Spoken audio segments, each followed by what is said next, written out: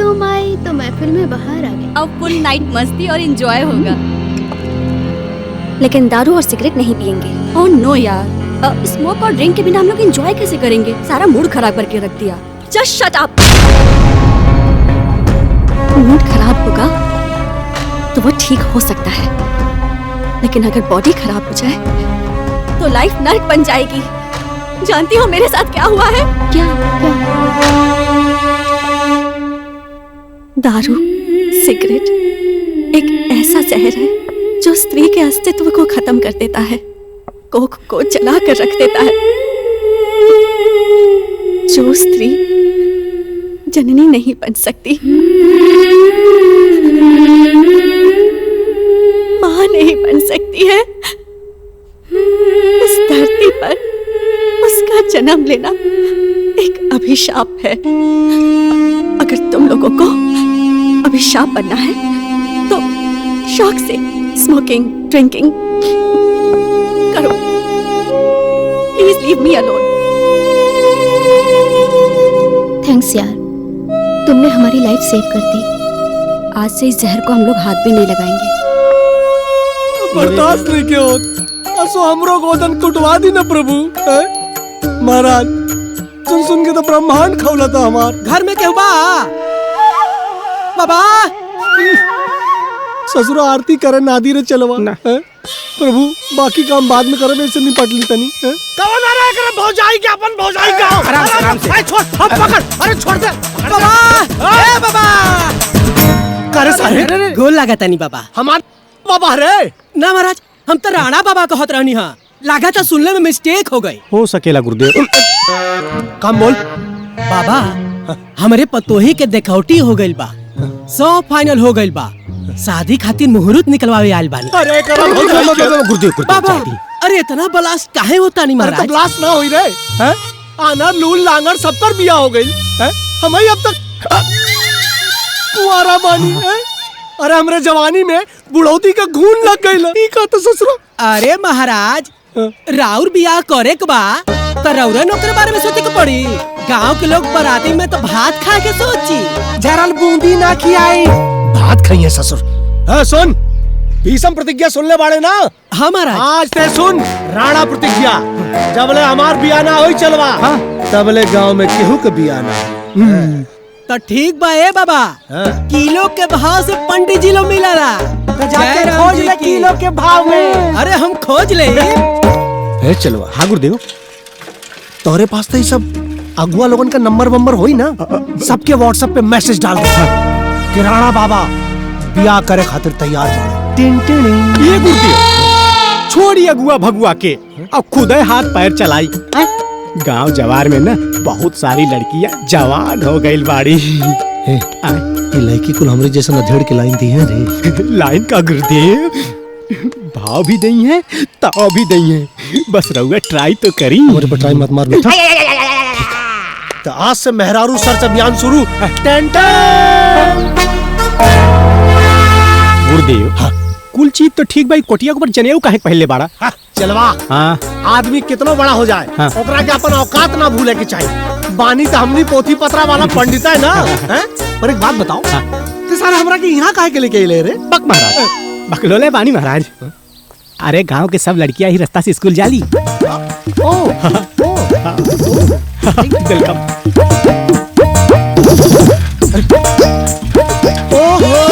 देखा जो तुझे दिल में बजी गिटार। सलमा है या सुल्तान, चाल है नागन जैसी। अरे लाल दुपट्टे वाली तेरा नाम तो बता। आए है बल खा के न चल, इठला के न चल। को रिजेक्टेड बानी। ए गुरुदेव कौनो दिल में ढुकल की ना? कौनो पसंद है राज मर्दवा? ना महाराज, अपने अंदर के मर्दानगी। कहो साइकिलिया पंचर हो गइल बा का? टन टन टन टन टन तारा चलती है।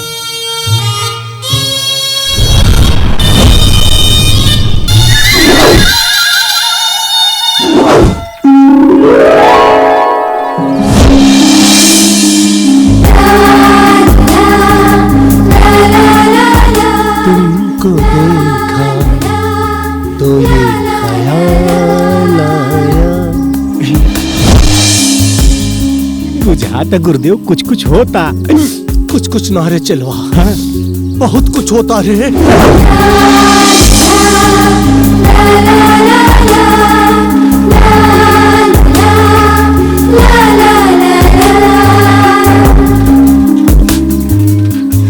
ए चलवा कहा गुरुदेव? अब तो यह सोनपरी तोर गुरु आइन बनी रे। बड़ा नीक सुंदरी पसंद कैले बड़ा गुरुदेव। सोची मत धावा बोल दी। अक्सर ये बेचारी बाबा पूछे तारे का रे धावा बोल दी तो चमत्कारी बाबा बन के लसिया जाई। समझ ले शुद्ध देसी घी का मिठाई खैला का आदत पड़ गई बा है? तब पहले पता करो कि लड़की कौनो लड़का से अजुराइल तो नहीं के ना। अक्सर गलत टाइम पे गलत गाना गाओ तारे। विधायक की सड़क बनावे के परमिशन दे देले बानी। हमनी तो आधा जमीन देता नहीं, रउआ भी अगर आधा जमीन दे दी तो इस सड़क बनावे के काम शुरू हो जाये। तहरा के का लागत हमरा और हमरा गांव वालन के पागल कुकुर कटले बा। 1 इंची जमीन ना दे। और सुना, सड़क हमरा लोगन के ना चाहे। जरूरत तो बड़ा भारी बा महाराज, समझे की कोशिश करी। सड़क बन जाई तो ट्रैक्टर ट्रॉली सब चले लगी, खेती बाड़ी करे में सुविधा हुई। अच्छा सुविधा हमरा गांव में बहुत सुविधा बा। और तू अपना गांव के स्वार्थ खातिर हमरा के बुड़बक बनावत तड़ा। हाँ अरे इतना ही अगर तोके महान बने के शौक चढ़ल होखे ना तो अपन खेत बाड़ी जवन हवे गांव वालन के दे दा और सड़क के दौड़ा दा हर गांव में।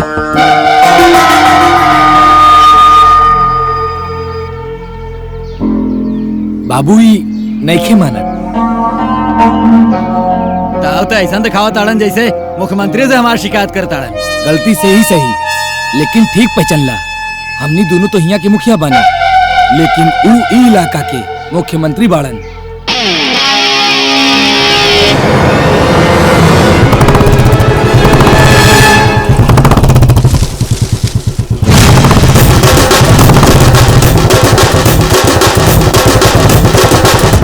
वो देखा आ रहल बाड़े।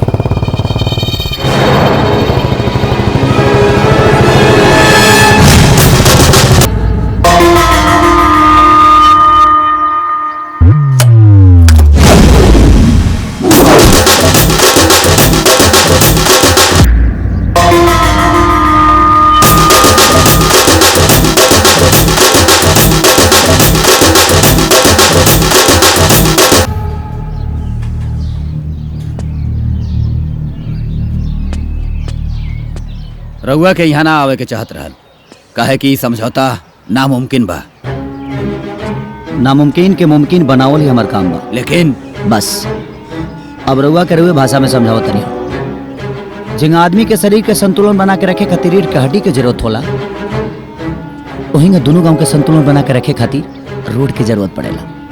और जब दोनों गांव राजी बा तो रउरा दाढ़ी में तिनका कहे आवता। अरे पूछी ना के राजी बा, केहू ना राजी बा यहाँ। के राजी नहीं खे जी? के राजी नहीं खे? मैं तैयार हूँ। मुखिया जी, सोच बदल रहा बा, लोगन के दिमाग बदल रहा बा। अरौरा बानी जे अपना दिमाग में घून पाल के रख ले बानी। ज्यादा ईगो सेहत खातिर ठीक ना कहला। अपन सोच बदल दी, अनते गांव के लोग मिलकर रउआ के बदल दी। रउआ लोग जितना रोड खातिर जमीन दे हम ओकरा दोगुना जमीन हम रउआ सबके दे दे। और एक बात खातिर शुक्रिया कि रउआ लोग हमार मान सम्मान रख लेनी। Thank you. ये चश्मा जब गांव के लोग के विकास नहीं की देख सकत तो ये चश्मा लगा के रखी रहुआ। प्रणाम।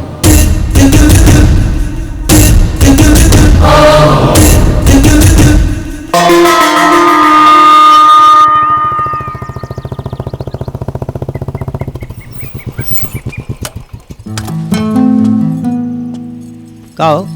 ये कैसे फंसला? हवा के तेज झोंकाए और हमार दुपट्टा चक्का में फंस गई। इमे हमार कोनो दोष नहीं की, सारा गलती हवा के बा। एगो बात बताई, तोहरा से ज्यादा समझदार तो योहनी बाकी फंसे में टाइम नहीं लगावत। मतलब ना मतलब कुछ ना, मैंने हम कहा था नहीं कि बचा के रहिया ना तो केहू और के घायल होके से पहले तू घवाइल हो जाइबू। ये पहली बार फसल बा। अच्छा पहली बार भइल बा, कौनो बात ना, तो फंसावत रहा, हम आवत रहा। हमके लगा था कि तोहरा हमरा बीच में कोनो ना कोनो कनेक्शन जरूर बा। सर एक कनेक्शन ना हाँ। तहरा आँख के रिफ्लेक्शन बा। हाँ। अच्छा छोड़ा दे तनी हम। यहीं फंसा तरह हम आवत रही।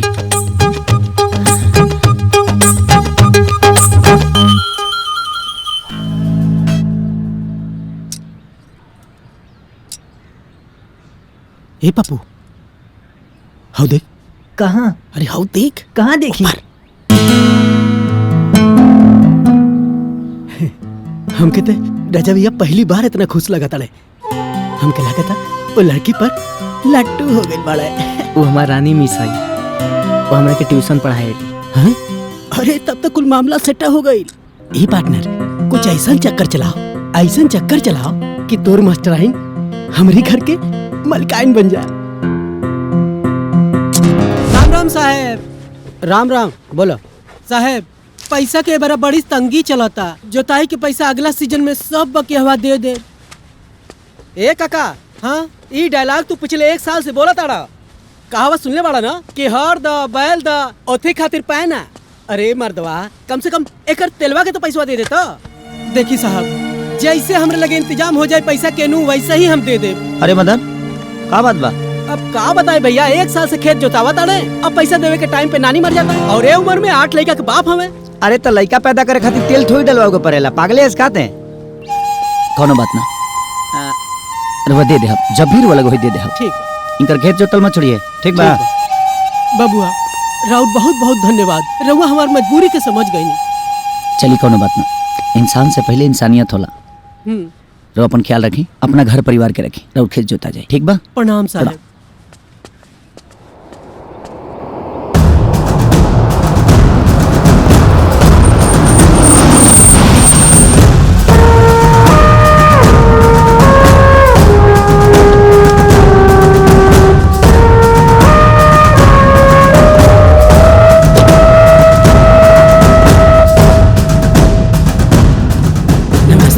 खुश रहो।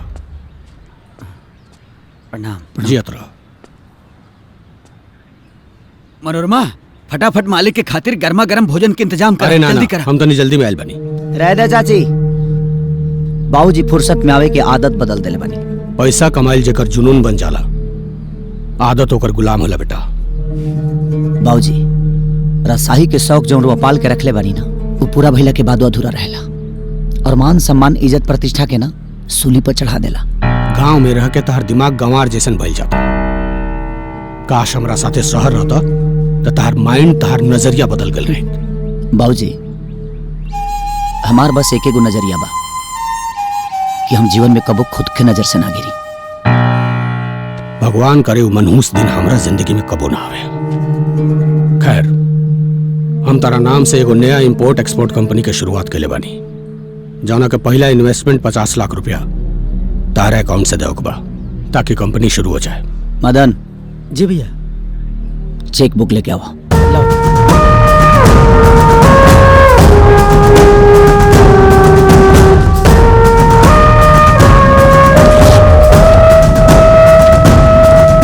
बाबूजी और झूठा अभिमान हमारा स्वाभिमान के ना गिरा सकेला। ये अमाउंट हम बिजनेस खातिर नहीं देत, वो बिजनेस से अपन नाम हटावे खातिर देता नहीं। ये क्या कह रहल बाड़ तू? प्लीज भाऊजी, हम बिजनेसमैन बन के ना आम आदमी बन के अपन जीवन चलावल चाहता नहीं।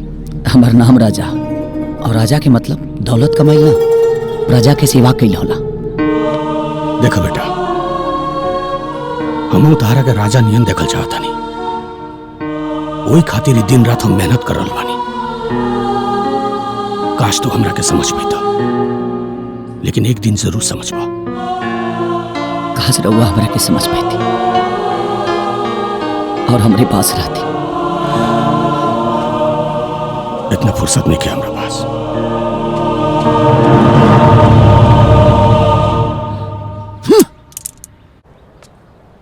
ए भैया,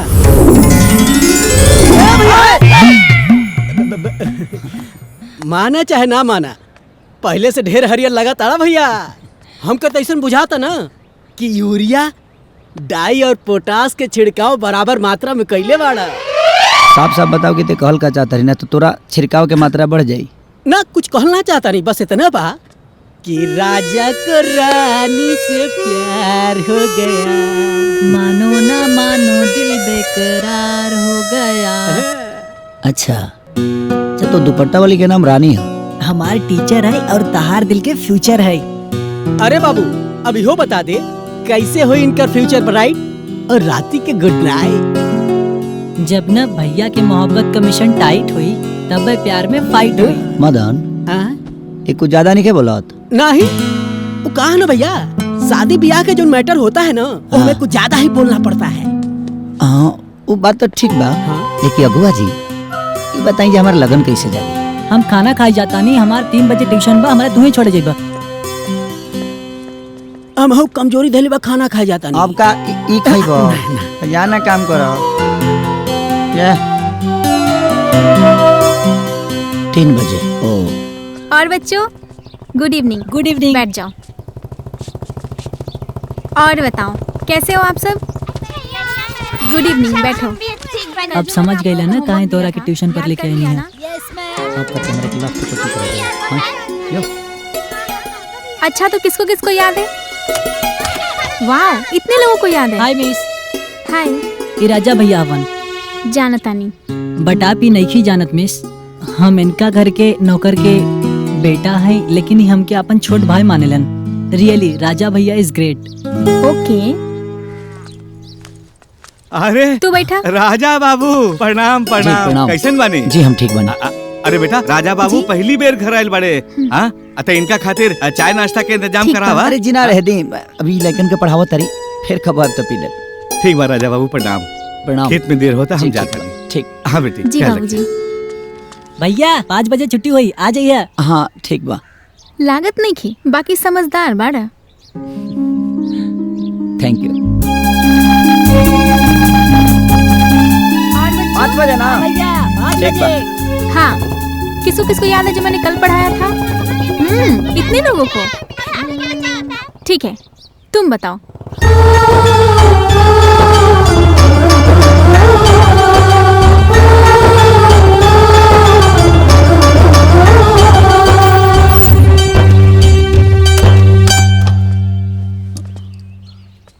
कौनो लड़का नहीं खसल होकर बहुत जल्दी छुट्टी हो गई। पप्पू तो कल रहे छुट्टी 5 बजे हुई और तू तो 5:30 बजे आइल बाड़ा। वो शायद टाइम देखे में मिस्टेक हो गई हमके। हमके तो लगा था कि तू जानबूझ के मिस्टेक कर ली बाड़ा। अरे ना ना हम ऐसे कैसे कर सकेले? काहे ना कर सकेला? ये सब छोड़ा, लेकिन पप्पू पढ़े में कैसन बा? बहुत ही इंटेलिजेंट बा और मोहब्बत की बहुत नॉलेज रखेला। हमके तो लागेला कि तू ही ओकरा के ट्रेन के लिए बाड़ा। अरे ना ना ना हम कैसे ट्रेंड कर सकेले ओकरा के? हम तो कोनो लड़की से प्यार मोहब्बत करी लेना। अच्छा मान गई नी कि तू गुड बॉय बाड़ा। तुम बहुत गुड गर्ल बाड़ू। हम तो ऑलरेडी गुड बानी, यही से सबके गुड गर्ल लागे नी। ओह हेलो, कौन दुनिया में उड़ा तारा? ना ना गुड गर्ल के साथ साथ तू दिल के बहुत बच्चा बाड़ू। असली बात तो तू समझिए नहीं को पाओ। चलता नहीं।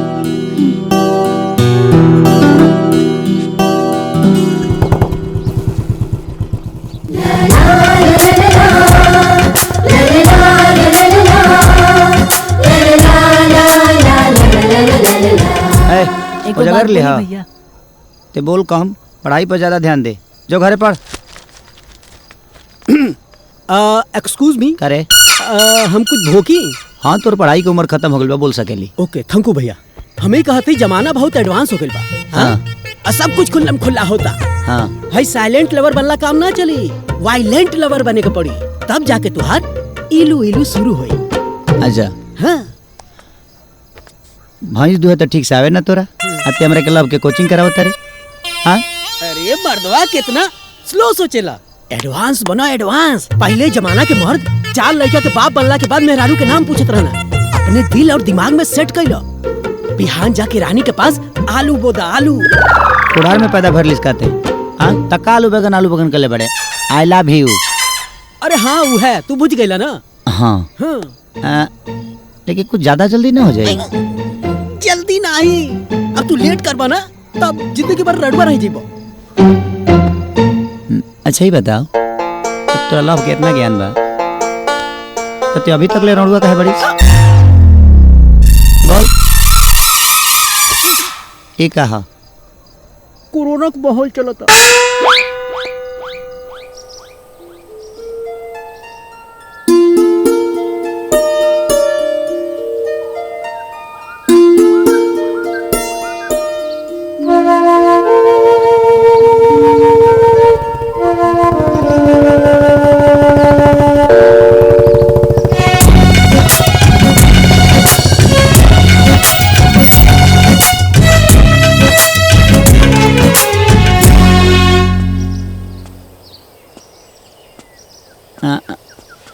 आजो कुछ फसल बा का साइकिलिया में ना कुछ न फसल बा। ओ केकर इंतजार करते रहो? हम अपन सहेली के इंतजार करत तानी। सहेली के करत रहो कि केहू और के करते रहो? केहू के ना। ओ ठीक है।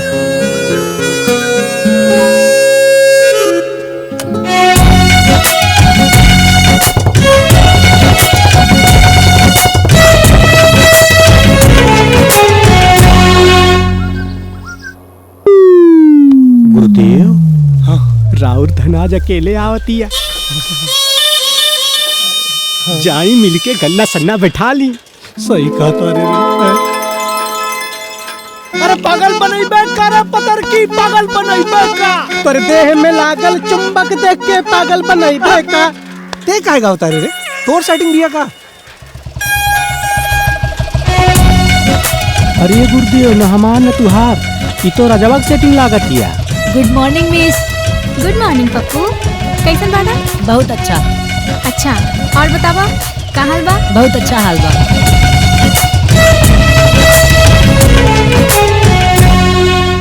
गुरुदेव हाँ? शक के सुई हमरा दिमाग में घुसता। लागत है रनिया के सेटिंग रजवा के साथे बा का। अटक हो जाई बाबू कलेजा फाट जाई हमार। ऐसा मत बोल रहे ये गुरुदेव। हाँ? धीरज रखी गुरुदेव धीरज रखी। रुक जाए राजा बाबू, राजा बाबू रुकी, रुक जाए राजा बाबू। राजा बाबू लड़किया बहुत बीमार बिया, बहुत सीरियस बिया। हमरा के कोनो सवारी ना मिल रहल बा, तनी हॉस्पिटल तक हमरा के पहुंचा दी राजा बाबू। तुम इसके साथ स्कूल जो हम आओ तनी। आओ बेटा।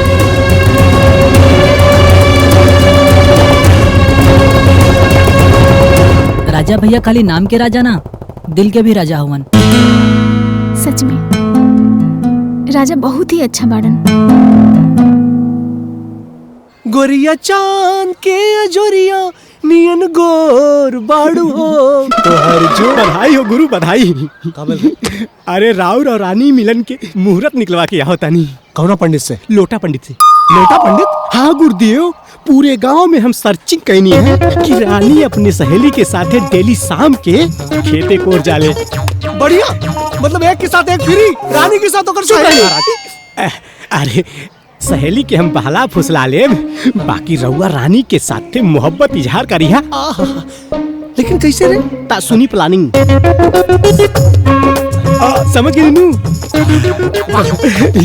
विषय विकार। चुप रही महाराज, जब देखी तब शुरू हो जाली विषय विकार। अरे दही चूरा नहीं खे खाए जाए के, औरतन के इलाका में रासलीला करे जाए के बा। अगर ऐसा जाए जाए ना तो मार के जूता चेहरा लाल पियर कह देंगे।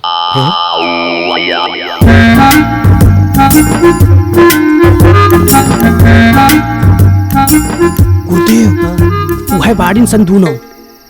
अरे लेकिन कुछ दिखाता नहीं करे चेहरा पे लाइट बार तनी। भाई महाराज सुहाग रात बनाओ नहीं आई कि तू लाइन के मुंह देखे खातिर बेचैन बाड़ा। अरे पगले अनहारे में कुछ लौका था, कहीं रंग नंबर लग गया ना तो तोर तो लय जाई ससुरे हमार बह जाई। हम तोहरी तरह पापी नहीं खी, हम चिन्हता नहीं। लेफ्ट वाली सहेली हवे, राइट वाली पहेली हवे राहुल की। चली प्रस्थान करी चली। हाँ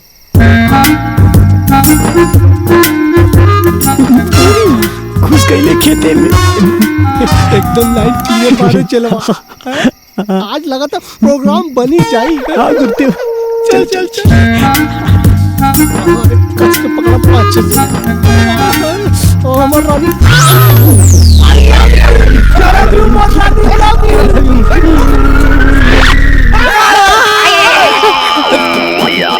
अरे सारे लड़का रहा रे।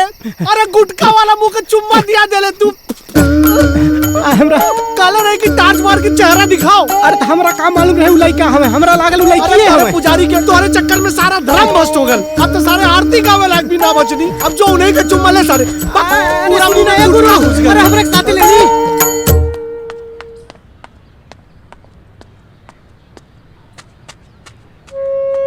का बात बा? राजा बाबू हमार बच्चिया के डेंगू हो गइल बा।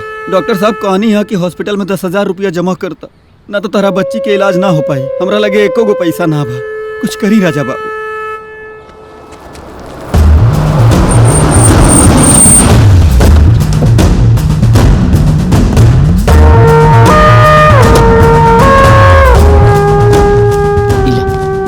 और घटी तो फिर बतिया हम राजा बाबू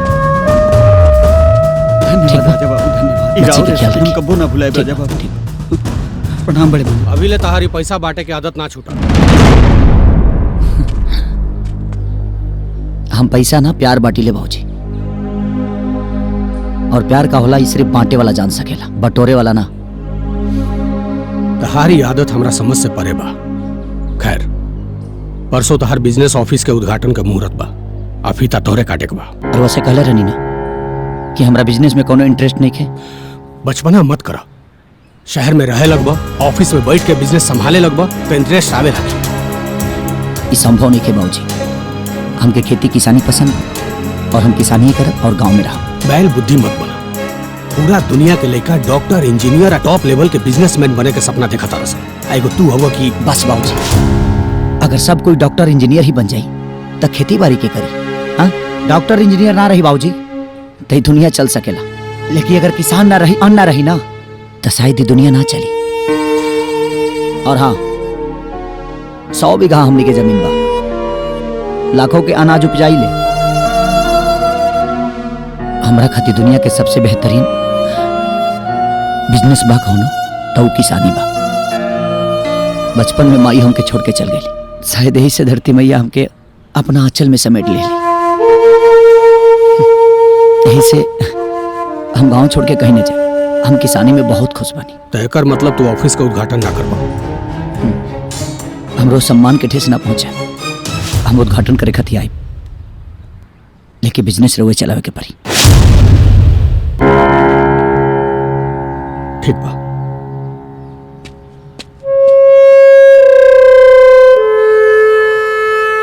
हाँ राजा आओ बेटा। ये जगताप जी हैं हमने के बिजनेस पार्टनर। अरे शुद्ध देसी संस्कार। खुश रह बेटा। जजमान मुहूर्त के टाइम निकल रहा बा। पंडित जी 2 मिनट और रुक जाए, बस 2 मिनट। ठीक बा जजमान। वो काहे खातिर? आईते हुई अब केकर इंतजार होता? जानते बड़ा तू माही के।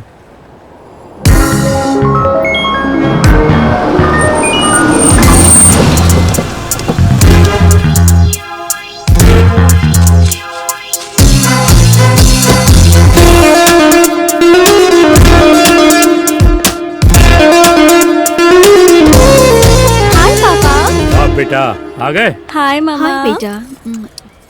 अंकल। Hi uncle. हेलो बेटा, वेलकम। और ये जयराज के बेटा राजा, देसी संस्कार वाला। ओह वाह, हाय हैंडसम। नमस्ते। ओह डिफरेंट मैन।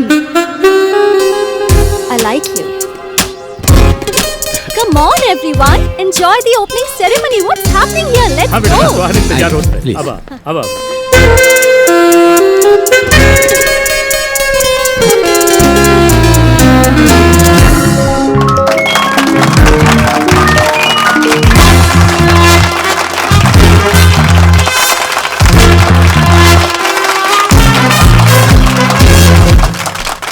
इस कंपनी के हम दोनों पार्टनर्स हैं, इसीलिए कंपनी के बैड और सैड सिचुएशन से लेकर हैप्पी मोमेंट्स तक हमें एक साथ सेलिब्रेट करना है। Come on everyone, enjoy the celebration. मेरे जैसी ब्यूटी क्वीन को ऐसे कैजुअली अवॉइड कर दिया, कुछ तो वजह जरूर होगी। Really stupid guys. मुझे तो तभी डाउट हो गया था जब वो हाथ मिलाने के बजाय गंवारों की तरह हाथ जोड़ लिया था। जस्ट फॉरगेट हिम बेबी। अरे वो मेरा बिजनेस पार्टनर है। उससे अपना लाइफ पार्टनर बना के बहुत बड़ी गलती करेगी बेबी। अब तो एक ही ऑप्शन है, या तो तू उसे झेलेगी या वो तुझे झेलेगा। अभी बताती हूँ। ए पप्पू, पप्पू।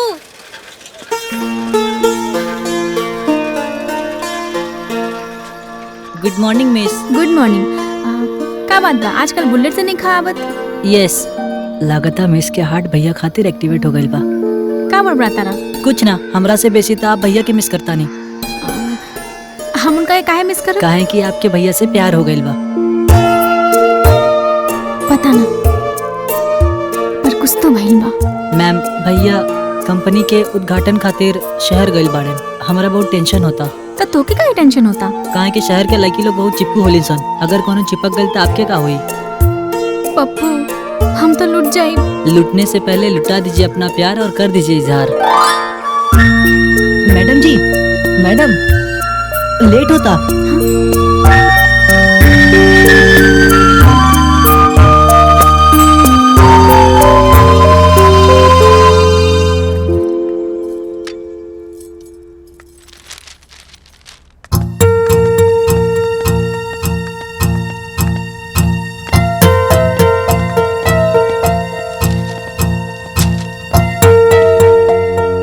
चलता नहीं भाजी। तू अपना भविष्य पर लात मार रहा बड़ा राजा।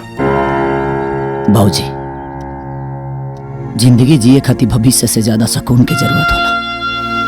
दुनिया में सिर्फ पैसा में सुकून बा और कहीं नहीं है। तू जाना तरह अपन सारा बिजनेस तारा नाम से काहे शुरू कहीं, ताकि तू हमरा साथ रह सका, हमरा पास रह सका। बचपन में तो हमरा साथे रुआ रहनी ना, और जवानी में रहे के नहीं की चाहत। एगो बात बोली बाबूजी, बचपन में बच्चा अपने बाप के साथ रहला तो बहुत अच्छा लगेला, और जवान भेला पर बाप ओकरा साथे रहला ना और अच्छा लगेला। लेकिन वो पूरा जीवन पैसा के पीछे भगली, और आज भी भागते बने।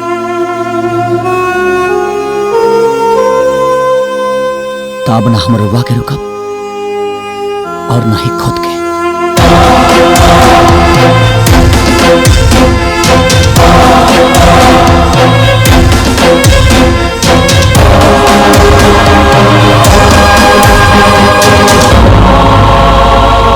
पूरा दुनिया शहर के पीछे भागेला, आई मूर्ख गांव में काहे रहल चाहता।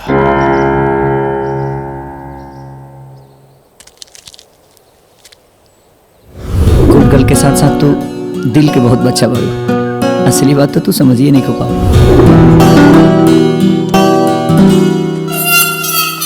दिल दिलबर के लिए धड़क रहा है, यही तो प्यार है पगली, जो दिल उसके लिए तड़प रहा है।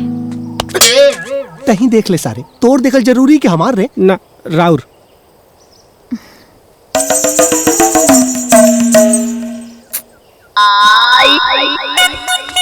आजो आजो आजो। अरे रे चलवा, ये उम्र में गन्ना चूसतिया। अरे बड़ा दुख होता देख के रे। हे गुरुदेव, तो काहे न दुख दूर कर दी? बोल दही। हाँ बोल दी। पक्का पक्का। आई लव यू। तू तो मजाक करत रहा पंडित जी। मजाक?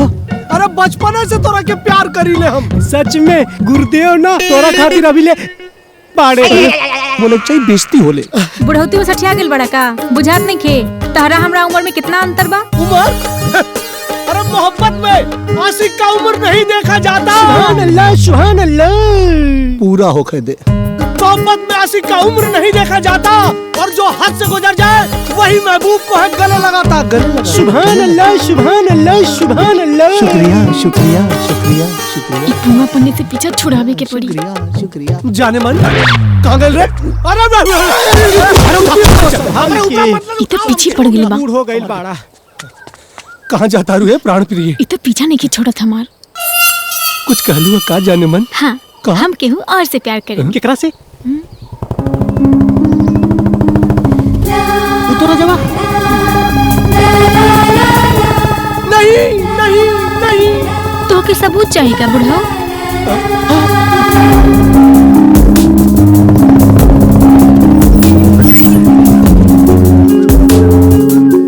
कहाँ जाती है ओकरे लगी कार है काहे गुरुदेव? अरे भगवान पर से भरोसा उठ गया। अब अत्याचार बर्दाश्त नहीं किया हो तुमकर। जौना लड़की की सुगर सुशील समझनी वो ससुरी सनी लियोनी निकल गई मर्दे। प्यार में आशिक बहुत कुछ बन जाला गुरुदेव। फिर रउआ काहे हिम्मत हारत आनी? रनिया भाई खाली रजवा के चुम्मा ने देले बा, बाकी सब शुद्ध बा। हाउ देखी गुरुदेव, राउर के होखे वाला ससुर आ रहल बाड़े। उनका के ऐसन लाशा लगाई कि रनिया रजवा से हटी जाए और राउर से सटी जाए और हमसे पट जाए। चल चल चल।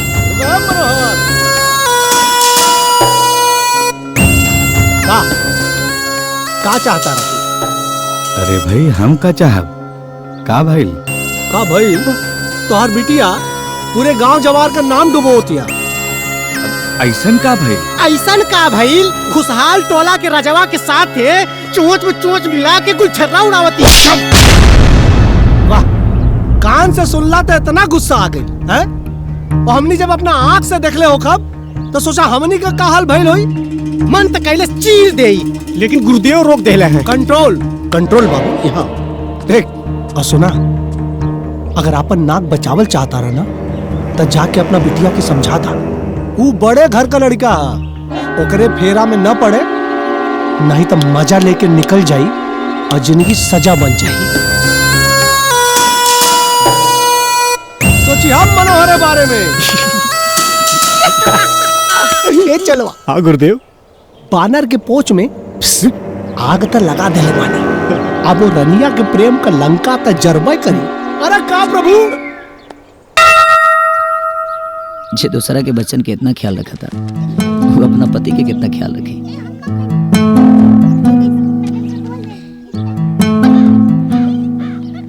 मॉल लगा के बढ़ा लो, बहुत आगे तक जाएगी बात रहो उनके। भैया ठीक बा ना? मैडम ठीक से पढ़ावेली ना? बहुत बढ़िया से पढ़ावी। हाँ। प्रणाम राजा बाबू। अरे प्रणाम। राजा बाबू, हम रउआ से एगो बात कहे के चाहता। जी बोली ना। देखिए राजा बाबू, हम बहुत गरीब आदमी बानी, और गरीब के सबसे बड़ पूंजी होला ओकर इज्जत। हम रउआ आगे हाथ जोड़ा तानी, हमारी इज्जत के साथ मत खेली। हमरा बेटी के साथ छोड़ दी। गांव में लोग तरह तरह के ताना मारे तारे। हमारी इज्जत देखी, रवा बेटी से प्यार के लिए बने, खिलवाड़ ना। और बेटी हमार जान ना जिंदगी बन चुकल बड़ी। हम जेल छोड़ दे, लेकिन रानी के ना छोड़ो। अभी बताई, शादी के मुहूर्त रवा निकालो कि हम निकलाए?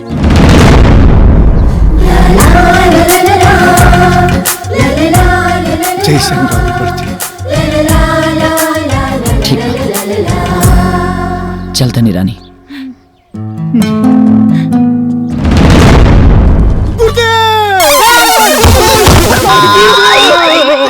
अरे गुरुदेव, एक मिनट, ओवर एक्टिंग ना। साफ साफ बताओ का भइल? गुरुदेव, रउआ गिरी की उम्र बढ़ गई। मतलब रजवा ना जवानी के भोग भोग लगावाला ना है, प्रेम के जोत जलावाला जोगी बन हुए। नहीं। हाँ, मनोहरा रानी के बिया ओकरा से तय कर देलस। नहीं। हे प्रभु, पेट पे लात मारी, पीठ पे लात मारी, लेकिन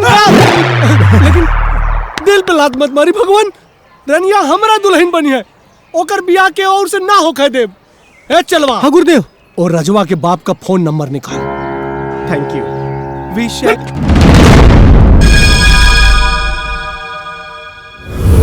हाय हैंडसम। नमस्ते।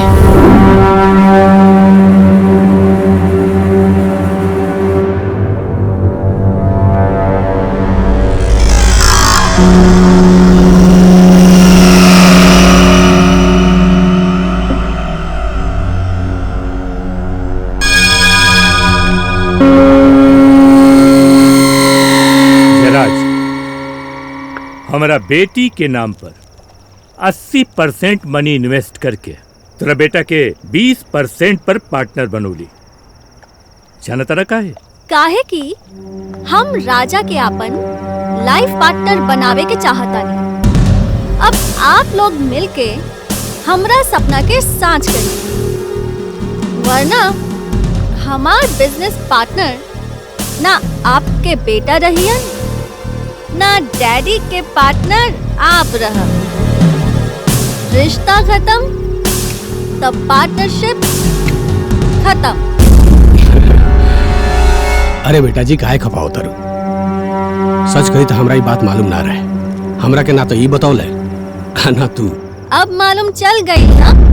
अब राजा के यहाँ बुलाई और हमार सपना के सांच करी, हमारी शादी फिक्स करी। अब उनकर जरूरत महसूस होता हमरा। डोंट वरी, हमरा घर के बहू तू ही बनबू। प्रॉमिस?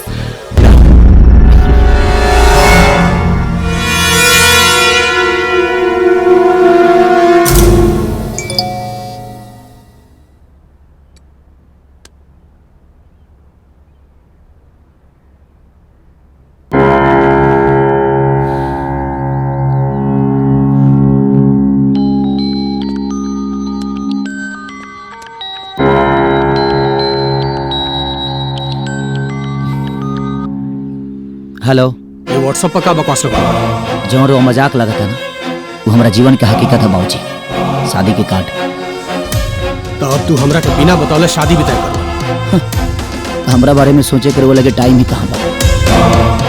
शादी के न्योता मिल गई ना, समय मिले तो आ जाए। तारी बकवास सुने खातिर हमरा पास फालतू टाइम नहीं है। फटाफट वहाँ से निकला, हमरा पास आओ। जौना लड़का के माई बाप ना रहेला ना, ओकरा लगे बहुत जिम्मेदारी रहेला। सॉरी, हमरा लगे टाइम नहीं है। तो हमरा के कहीं के ना रहती।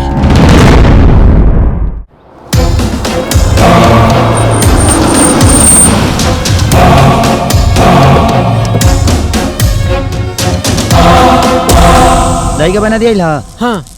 कितना के? 36 लीटर। अरे यार, लीटर से दही ना मिले, किलो से मिलेला। हाँ तो वह 36 किलो लीटर। अरे यार पागल कर देवे का रे हमरा के। हाँ? और गाड़ी? गाड़ी ले ला 53। 53। अब तू बुझ गई ना, लिखा तब बस हो गई। ये सब क्या ड्रामा हो रहा है? हम तुम्ही के घर के नौकर ना, घर के सदस्य समझ के घर में रखनी, ताकि हमारा बेटा के अच्छा संस्कार, अच्छा परवरिश दे सकना। अब तुमने के ये करता लगे हमरा से बिना पूछे हमारा बेटा अपन बियाह कर। हमरा अब मालूम पड़ता। खाली काला से ना होला, बेटा के फर्ज भी अदा करे के पड़ेला। ये लोग अपने औलाद से ज्यादा हमरा के प्यार करेला। हमरा खातिर हमार माई बाप ये लोग। देखो बेटा, हम तारा से कितना प्यार करेनी, लेकिन एहसास नहीं क्या तारा। कब एहसास भी तो नहीं की दिया रू हमके, तो कहाँ से एहसास हुई हमके? ठीक बा, अब हम एहसास दिलाए कि हम तारा से कितना प्यार करेनी। तू अभी चला हमरा साथे शहर। काकी, अपना मालिक से बोल दे कि जौना लड़का के लगल नाक जला ना, वो गांव से बहरी ना जला। देखो बेटा, तू हमरा से नाराज होके अपन जिंदगी तबाह मत करो। हम तारा के मनमानी ना करे दे, आखिर बाप है तार। खाली कहला से बाप ना होला, कबो बाप के फर्ज अदा के लिए बनी करू हमरा खातिर। इतार भूल बा। ये अचानक हमरा पर इतना प्यार जागल रहू, आखिर ओकर वजह का बा? डायरेक्ट मुद्दा पाई ना रुआ। हम माई से तार बियाह तय कर दिल बानी। लेट हो गइल पापा, बहुत देर कर देनी रुआ।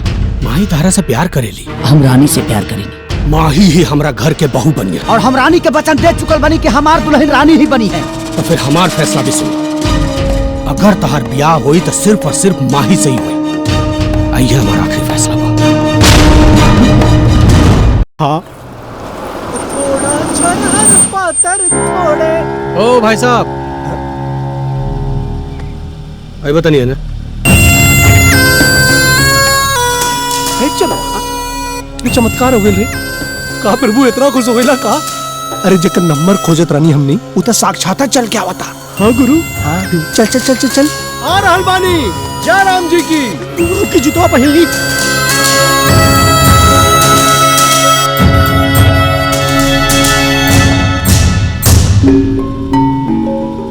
लड़की ये गांव के ही है ना, चिन्हता रहो।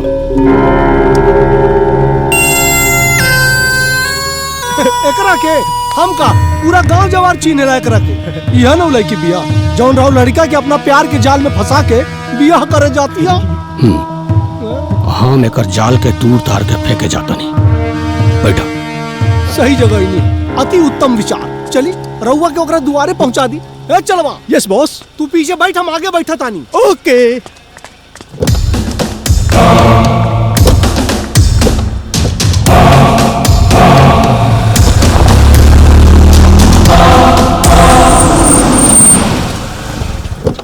वह घर है वो लड़की का।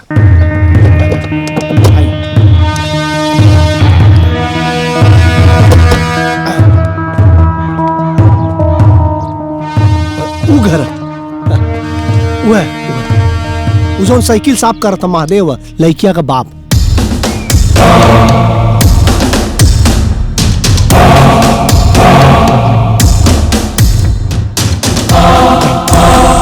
ए चला पक्का बा गुरुदेव, साल के बियाह कटवा के बाद रउए के मिली। बियाह कटवा ना बे, रानी चाहिए। मेरे सपनों की रात कब आएगी तू, आएगी तो मस्तानी कब आएगी। चलिया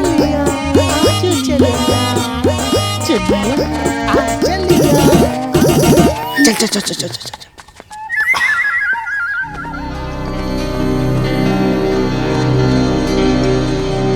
रानी तोहरे बेटी है। अरे प्रणाम समधी जी। रानी बेटा जल्दी बाहर आवा, ससुर जी आयल बाड़े। अब बेटा निकाल रहा। हम अपन धर्म और संस्कार निभावतानी बाबूजी। धर्म संस्कार हमरा बेटा के अपना हुस्न के जाल में फंसौले बाड़ू, यह तार धर्म। करोड़ों के दौलत के हमार मालकिन बने खातिर हमरा बेटा से बियाह करे के ख्वाब देखत हूँ, यह तार संस्कार है। अरे सब कहा बकवास करता नहीं, हमरा पल्ले कुछो देखे पड़त। ए फकीर चंद,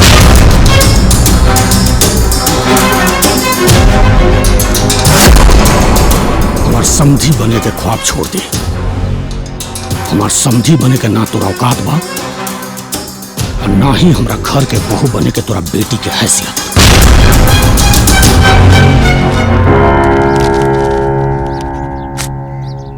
पकड़, जितना रकम चाहे उतना भर ले। दौलत के बिस्तर पर सोते के ख्वाब देखल चाहत रहे, वही से हमरे बेटा को फंसौले बड़े। अरे साहब ये सब का बकवास करता नहीं। जाए दी बाबूजी, ये बिजनेसमैन है, रिश्ता नाता और इंसान की इज्जत भुला के दौलत के अपन ईमान बना ले बानी। साहब हम गरीब बनी, हमने इज्जत से प्यार करे नहीं, दौलत से ना। अरे राजा हमारी बेटी से प्यार करेलन, यही से हम शादी खातिर तैयार हो गई नहीं, वरना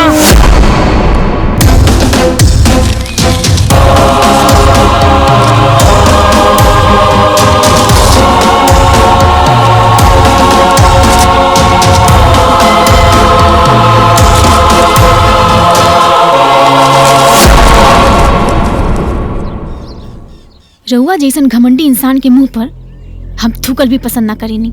लखिल्लाई मत साहब, अपन रईसी के जोश जाके अपना बेटा पर झाड़ी और कह दिया अपना कि हमारी बेटी से ना मिले। हम राजा के रोकी चाहे ना रोक सके, लेकिन अब तो बेटी के सांस जरूर रुके।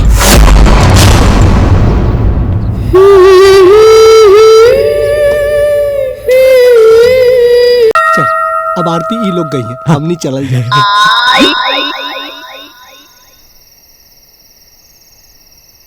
बचपन से प्यार खाती तरसल बानी, अब जाके वो कमी पूरा भइल बा, वो तोहरा रूप में। अपना खुशी के नजर लग गई बा राजा, तोहरा खातिर हम अपन बेइज्जती सह सकीला, लेकिन केहू हमार बाबूजी की बेइज्जत करे ये हमसे बर्दाश्त ना हुई। कहो तो सीना चीर कर दिखा दो, इस दिल में कितनी सांस से रहती हो, धड़कने कह रही है। अगर तुम्हें तकलीफ हुई ना तो ये सांसें रुक जाएगी।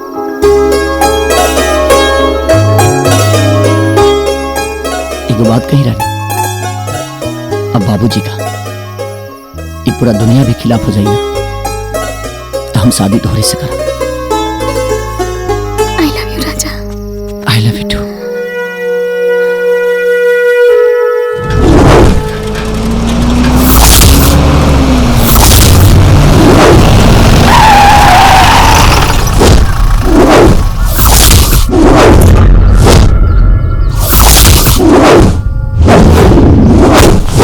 तहरा पैसा वाला से प्यार करे के बड़ा शौक बा, हमरा से प्यार करे खातिर का चार्ज लेबू? लेव ना, गिफ्ट देव।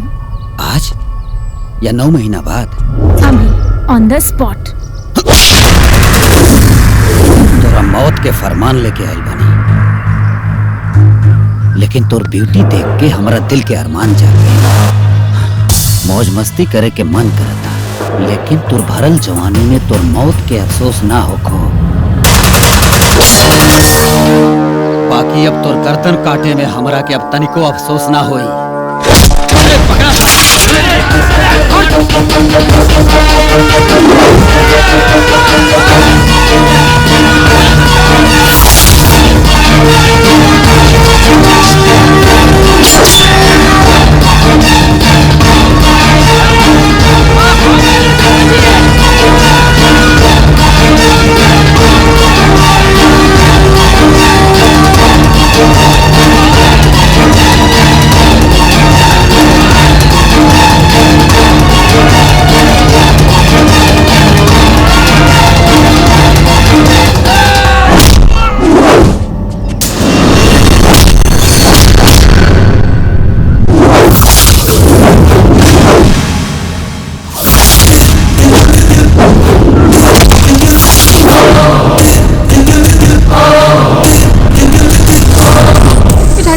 ये लोग हमरा के मारे चाहते रे। तू अखनी के जाना तारू ना तते इन करे के कैसे जानता रिस रे? सुपारी भाई के बारे में तोरा नहीं क्या पता? कौना कुत्ता के नाम है? सुपारी भाई हमारा नाम है।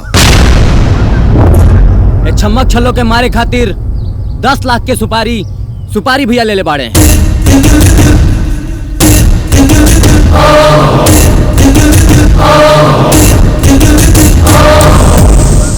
के देले बा सुपारी? ई चिड़ैया के मुहला के बाद तोरा पता चल जाए।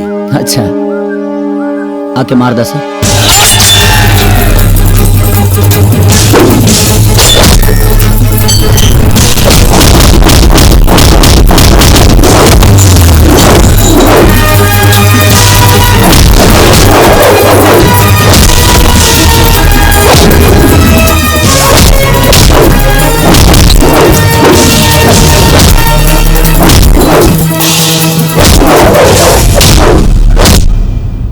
उठ मार।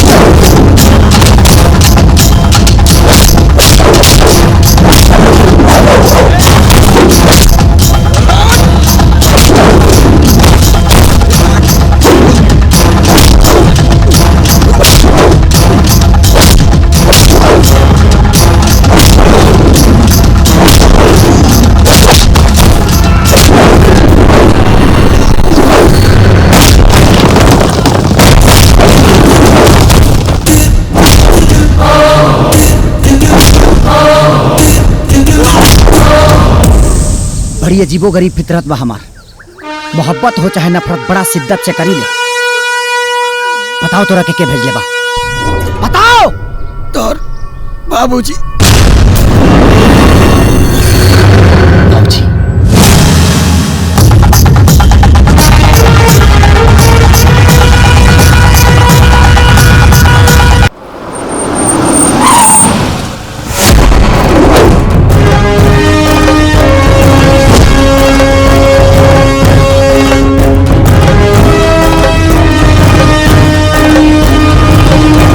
बाबूजी अपना बेटा के जान लेवे के हिम्मत ना पड़ल तो दूसरा के खून के प्यासा बन गई रुआ। अगर रानी के वजह हमार जान मांगले रहती ना तो खुशी खुशी दे देती, लेकिन रुआ रानी के दुखी कर देनी बाबूजी, हमके दुखी कर देनी। बेटा हम तारा के दुख ना खुशी दिल चाहता नहीं। हमार खुशी रानी में बा। हमने के दोनों के खुशी माँ ही बाड़ी, समझल करो। हमने के 20% के इन्वेस्टमेंट पर 50% के प्रॉफिट दोनों बाप बेटी दिले वालों। अगर तुम माही से ब्याह ना करवा तो हमने के बिजनेस में से वो दोनों बाप बेटी दूध में पड़ल माछी की तरह निकाल के फेंक दिया। तार बाप बर्बाद हो जाए, हम खुद के बर्बाद होने की देख सकत। सवाल हमरा शान के बा तो हम क्यों के जान के परवाह भी ना करा। बाबूजी और वो इंसानियत के हाथ छोड़ के ना हैवानियत के दामन पकड़ रहल बानी। तो वो खातिर भी मजबूर तू कहिया। तू आज तो रानी के बचा लाला, आखिर कब तक बचेगा? बेटी के साथ साथ बाप भी मारल जाइए। अगर तू दोनों के जिंदा देखल चाहता रहा तो माही से ब्याह करा। केवल बाप के फर्ज ना होला बेटा के सपना पूरा करे, बेटा के भी फर्ज होला कि बाप के सपना पूरा करे। आगे तार मर्जी। अगर तारा लागत था कि तार बाप गलत था दाहिला चाकू मारता हमरा के, ना तो हम खुद के जान ले। ये का करता नहीं रुआ, हमरा सपना पूरा करा। रुआ एगो अच्छा पिता होके के फर्ज अदा ना करी, लेकिन हम एगो अच्छा बेटा होके के धर्म जरूर निभाए। रुआ माही के भौजी से बोल दी कि हम शादी खातिर तैयार बा। थैंक यू बेटा। भौजी को बात बोली, आज भी रुआ अपन बिजनेस से प्यारा बा। रुआ बेटा की खुशी ना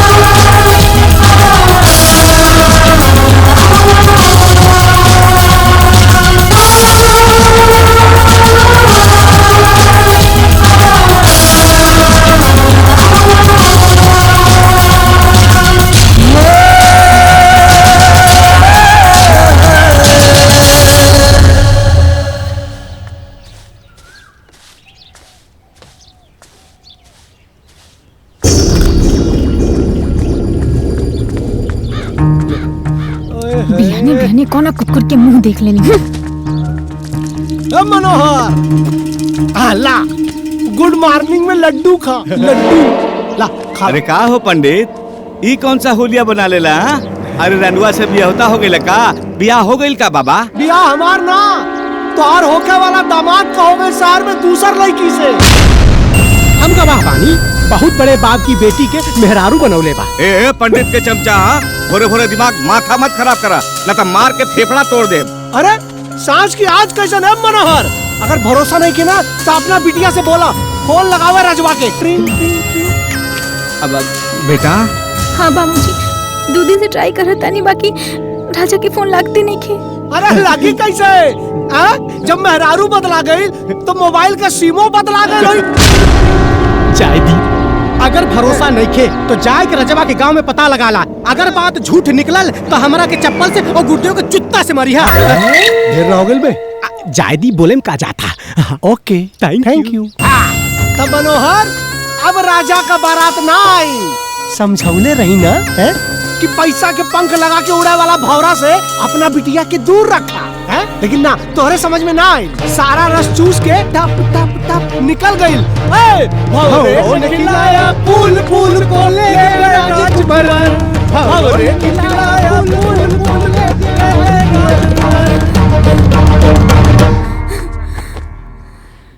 राजा की आएगी बारात।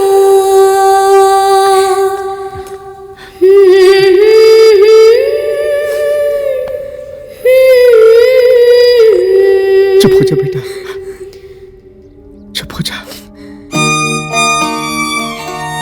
वो धोखेबाज की गलती की सजा अपने आप के मत दे। जाना तारू बेटी, ये अमीर लोग प्यार के ना पैसा के भुखायल रहलन सन। दौलत देखते ही उनका ईमान बदल जाला बेटा। ना बाबूजी, राजा खुद से ज्यादा दूसरे के परवाह करेले। रहुआ पता नहीं के राजा के बाबूजी हमार हत्या कराए की कोशिश कैले और हमके राजा बचेले। राजा खुद के जान से ज्यादा हमार जान के परवाह करेले। और अगर आज केहू और से शादी कैले, एकर मतलब उनकर कोनो मजबूरी हुई बाबूजी। अरे बेटा, वो हराम खोर तारा साथे इतना बड़ा धोखा कैलस, फिर भी तो ओकरा से प्यार करेलो। अरे तार विश्वास के काबिल देखे और तोहरा प्यार के भी काबिल देखे बेटा। भूल जाओ ओकरा के, भूल जाओ।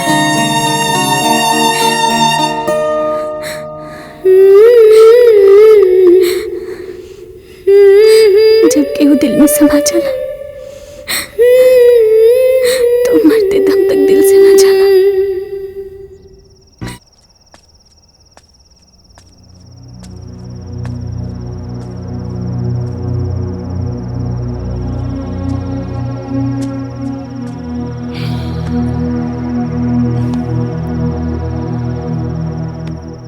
बेटा, जब सामने नए सपने हो तो पुरानी यादों को भूल जाना चाहिए। माई के पास जाओ, आज से तुम्हें नई जिंदगी की शुरुआत करनी है। मेरी जिंदगी तो अपनी खत्म कर दी, अब देखना ये है कि मेरे जिंदा लाश का अंजाम क्या होगा।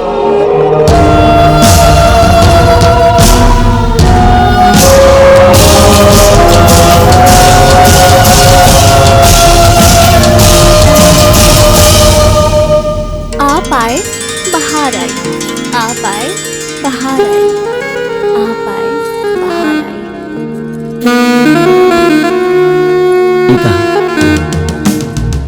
सरप्राइज।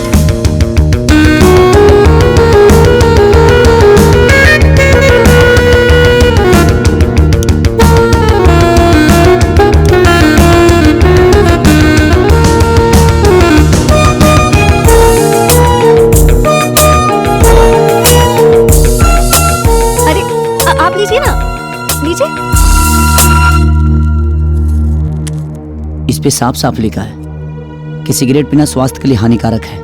मैं डर डर के नहीं, बेफिक्र बिंदास जिंदगी जीना चाहती हूँ।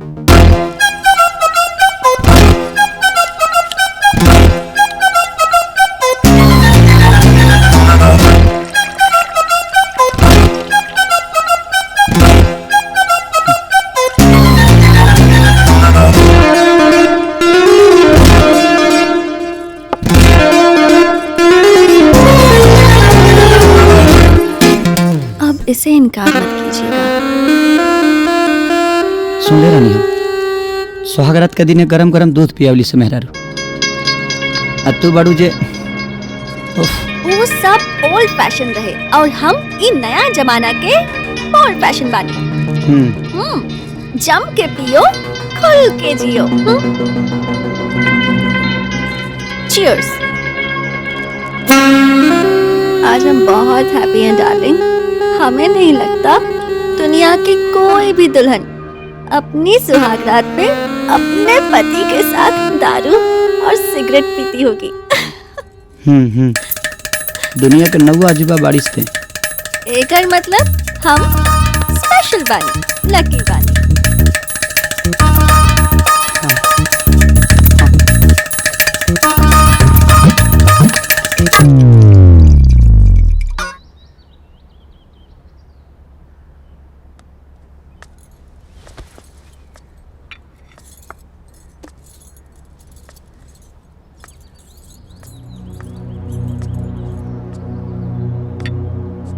उम्मीद है तुम्हारी दुनिया बदल गई होगी। बदली तो नहीं, बट उजड़ जरूर गई। एक अच्छी औरत कभी दारू सिगरेट नहीं पीती। देखो बेटा, वो अपने बाप की इकलौती बेटी है, बहुत नाजों से पली है। इकलौता तो मैं भी था बाबा, मुझे क्यों नहीं पाला? तुम मना करके देखो, शायद मान जाए और पीना छोड़ दे। उसके माँ बाप ने कभी मना की? नहीं। आपने की? नहीं की ना, तो मैं क्यों करूं? तो फिर क्या तुम ऐसे ही मन मार के जियोगे? जितना दिन मुझे जीना था मैं रानी के साथ जी चुका हूं। अब तो आपके खुशियों के लिए जी रहा हूं, ताकि आपकी दौलत की दुनिया आबाद हो जाए। राजा,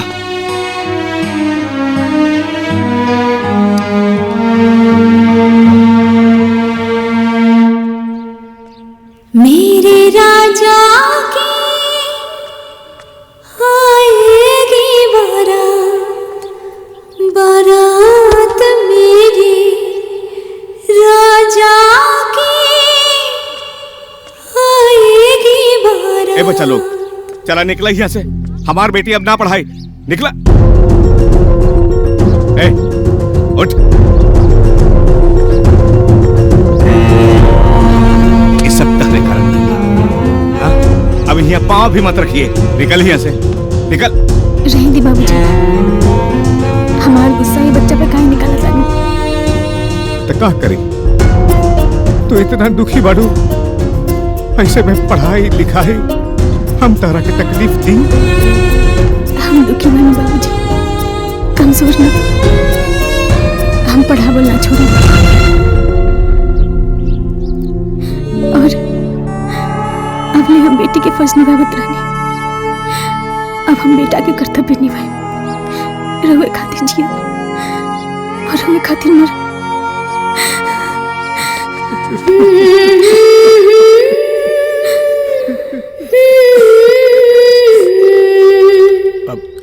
बेटा राजा कहाँ बाड़न?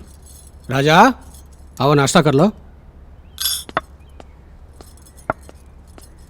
और दी का बाबूजी? ना ना, राजा का नाश्ता दो। जी हमके भूख नहीं के। तार तबीयत तो ठीक बानू? हाँ। अब बेटा तू खुश तो बाड़ू?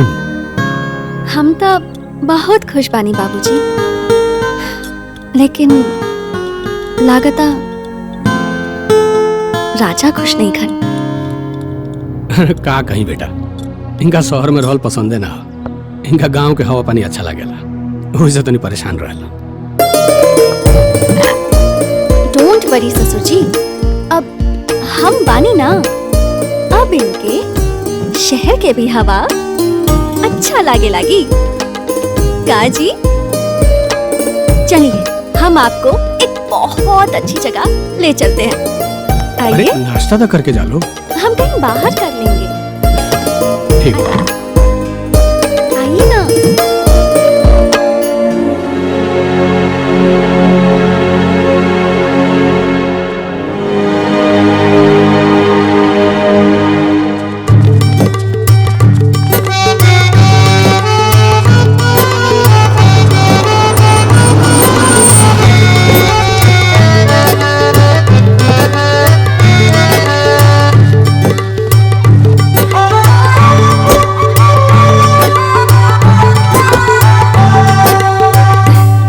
हमें बच्चों से बहुत प्रेम है। इन बच्चों को मैंने गोद लिया है। इनके बीच रहने में मुझे बहुत सुकून मिलता है। जब भी मुझे मौका मिलता है मैं मिलने आ जाती हूँ। आओ। हाय बच्चों। हाय दीदी। कैसे हो सब? अच्छे हैं दीदी।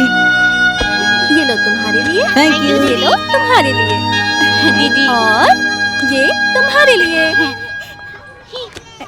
और ये तुम्हारे लिए। थैंक यू दीदी। ये है तुम्हारे लिए। थैंक यू दीदी। तुम्हारे लिए। थैंक यू दीदी। दीदी दीदी ये एकदम हीरो लागत नहीं। ये क्या है दीदी? पहचाना के हो सकेला? बॉयफ्रेंड। ना। अरे बुद्धू, दीदी के सिंदूर छुआल बा, मतलब कि दीदी के शादी हो गइल बा। ये हमनी के जीजा जी बारे। हाँ। जीजा जी नमस्ते। का समूह जीजा जी के देख पाती?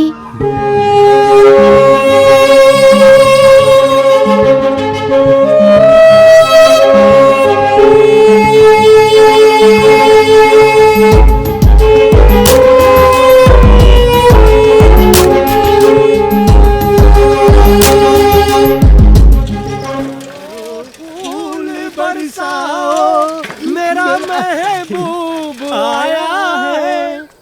का पंडित तू ना सुधरबा? तू सुधारेगा श्री गणेश का दा, हम सुधरेगा शंख बजा दे। शंख बजावे के बाद मंदिर में जाना, छोड़ा हमारा रास्ता। अरे जाने मन ढेर चूचा मत कर। हमारा तहरा कुंडली में जवन सनीचर 7.5 घुसल रहे वो निकल के क्यों और की चाप देने दूसरा लड़की के आपका रास्ता क्लियर बा। कहा तो गुरुदेव से कही कि मुहूर्त निकाल दी। तारा बाबूजी से बात कह के साफ बोलल कर बे। सुना, पंडिताई गिरी छोड़ कर मजनूगिरी ना कर, न तो कुटा जाइबा। अरे हम तो कुटाए खातिर तैयार बानी। टूट जाए हमार जान, दिल के टुकड़े टुकड़े करी। तोर गर्लफ्रेंड बारे तू गई बे कि हम गई? दिल के टुकड़े।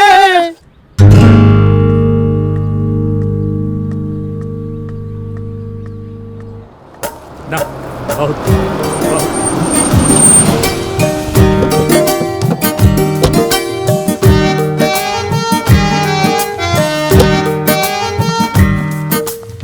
कैसा है मेरा बेटा?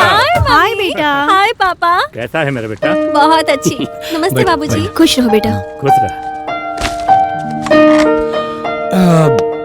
बेटा जी, हमनी के दोनों के तरफ से तू लोग खातिर एगो सरप्राइज बा। सरप्राइज? भाई 1 महीना के तोहनी के स्विट्जरलैंड के ट्रिप जा घूम के आओ। स्विट्जरलैंड?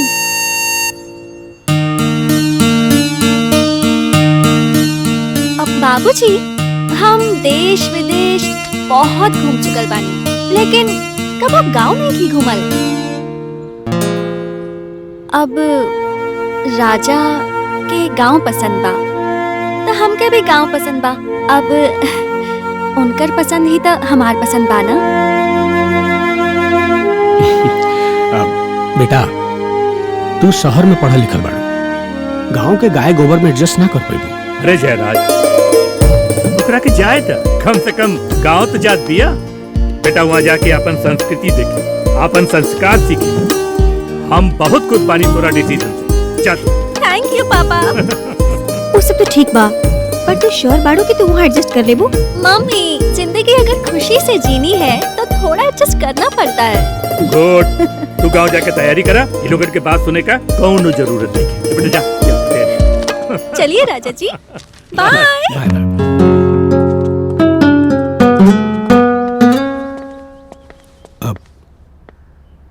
बेटा मैं तुमसे ये कहने आया था कि तुम माही की आदत जानते हो और गांव का माहौल भी, उसे संभाल कर रखना। नामी गिरामी जयराज के पतोह के जब दारू सिगरेट पियत गांव के लोग देखी ना तो इज्जत में चार चांद लग जाए। देखो बेटा, माँ बाप की इज्जत बेटा बेटी के हाथों में होती है और उसे बचाना भी उनका फर्ज होता है। ये फर्ज का रास्ता आपने ही चुना है पापा, और इसका अंजाम आपको ही भुगतना पड़ेगा। मोहब्बत के नशे में चोर था मैं, फिर भी वो नशा करना छोड़ दिया। अब किसी और का नशा छोड़ा दूं, मैं कोई भगवान नहीं।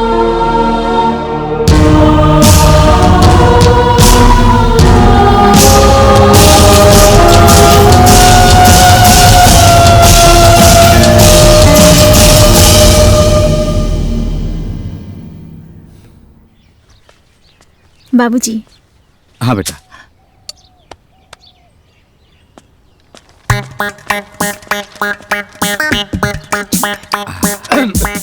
राम राम। राम राम। का हो, हम तो सुनले रहने की जबले तहार बियाह ना होई तबले तू पूजा पाठ शादी ब्याह ना करेबा, पोथी पत्रा ना उठेबा। एकदम ऑल राइट सुनले रहनी है। तब फिर ये चमत्कार कैसे? अपन बियाह तय करे आई बनी तोहरा सुपुत्री रानी के साथ। का मत करा, बियाह का मुहूर्त निकाला। कौन साल में पैदा भइल? बाबूजी अरे समझा दिए एकरा के, ज्यादा ड्रामा ना करे, चल जा यहाँ से। सौती का खींच कटौती पे मत निकाला। अरे बेचारा बुढ़वा बाप, कब तक बाप के कपारे पे बोझ बनल रहबू तू है? तोहार क्रिया खा के कहता नहीं है ससुर जी, एक नयका दहेज ना ले, छुच्छे हाथ तोहार बिटिया के लेके जाई, बस होके वाला दामाद के आशीर्वाद दी। ये छुछुंदर ऐसे ना माने। ना ना, अरे बेटा ब्राह्मण को झाड़ू ना उठाओ, बेटा झाड़ू ना उठाओ। विकार मिटाओ, पाप हरो देवा। सुनी बुद्धू, मौका अच्छा बा, निकल ली। भक्ति चुम्मा लेके चली। अरे तू तो बाका चल। सदा भक्ति बढ़ाओ, संतन की। किन्ने गई? जा बेटी तू अंदर जा। पढ़ा आइल हमार बेटी से ब्याह करे वाला।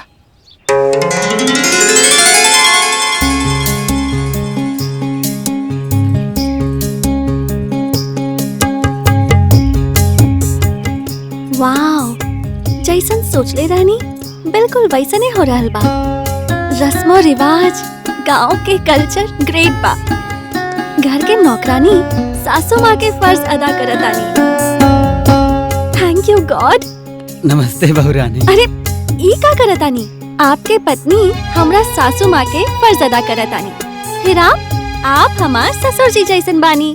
और ससुर कबो हाथ जोड़ेला ना, बहू के आशीर्वाद देला। दी खुश रहा खुश रहा खुश रहा। भौजी प्रणाम। अरे मदन भैया ना? अच्छा, एकर मतलब राजा भैया हमार पूरा बायोडाटा पहले से रवक दे देले बाना। देले नहीं खन, हम ले ले बानी। अच्छा। श्याम सलोना नटखट पप्पू। थैंक यू भाभी, लेकिन हम थोड़ा जल्दी में बानी। कहाँ जाता रहो? ट्यूशन पढ़े। मैडम बहुत तकलीफ में बाड़ी, तभी भी पढ़ावा तारी।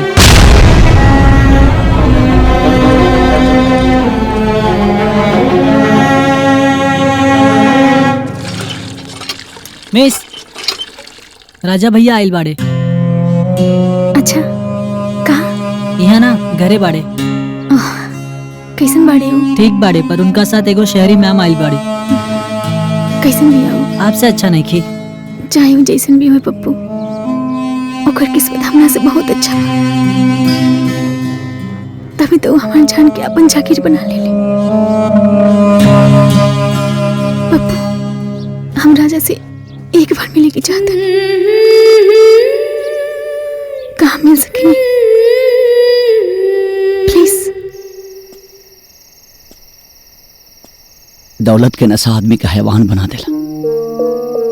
अगर हम माही से शादी ना कर रहती तो बाबूजी तुहार मर्डर करवा देते, नहीं तो अपने आप के मार लेते। इससे अपने प्यार और पिता के सलामती खाती अपने अरमान के हवन कुंड में झोंक के माही के संगे साथ फेरा लेवे के पड़ल। जाना मजबूरी के दौर से तू गुजरल बारा, ओकर अंदाजा हमरा तभी लाग गेल रहे जब तो शादी के खबर आल रहे। बस दुख तो हमरा ई बात के बा राजा, तू अपन गम भी हमरा से न बांटला, हमके पराया कर दिला। एक और बात, हम गलत नहीं किया, लेकिन तुम्हार गुनहगार बने। हमने के अतीत से माही अनजान बड़ी, और हम चाहता नहीं कि वो अनजान ही रह,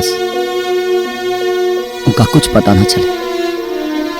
तोहरा नजर में तो हम गिर चुकल बनी, लेकिन उनका नजर में गिरे के नहीं चाहते। अब हम तो उससे दोबारा ना मिल पाए। अपन ख्याल रखिए।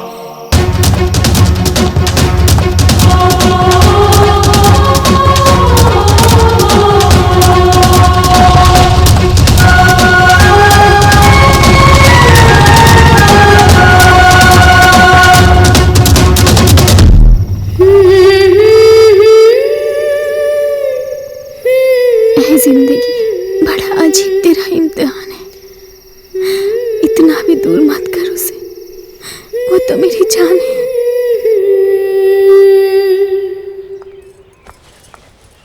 अम्मा, हमार पतिदेव जी कहाँ हैं? दुल्हन, द्वार पे तो मोटरसाइकिल लौकत नहीं खे, बुझाता बबुआ कहीं घूमे गइल बड़न। ओके।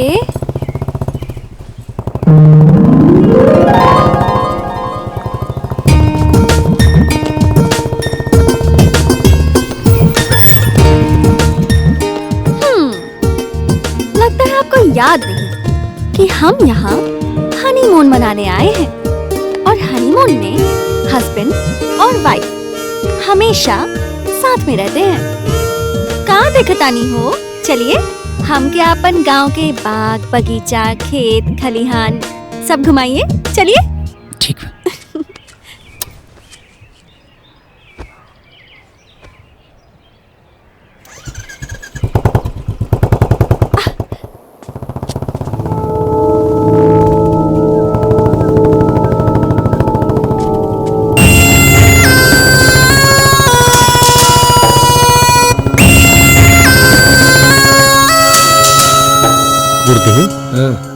रजवा बड़ा कटहा मेहरारू पौले बा, बाकी कहीं पिछला प्यार ओवरफ्लो मारे लागल तो खतरा हो सकेला। ए चलो, जौने दिने जतरा बन गई ना, वही दिने एक खतरा के उड़ा दे। बूम।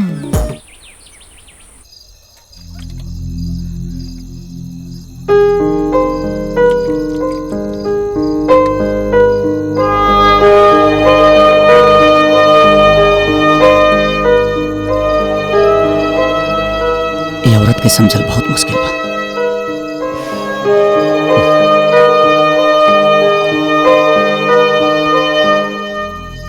पप्पू, पप्पू।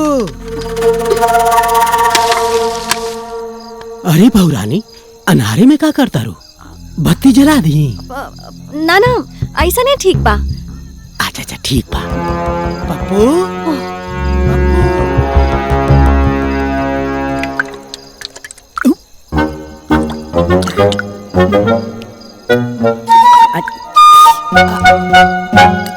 का महकता? कुकुर मुतता का मुआ पे?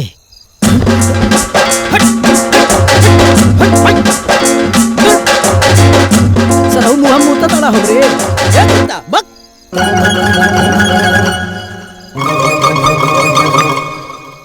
कुकुर तो कोनो नाय बटैया।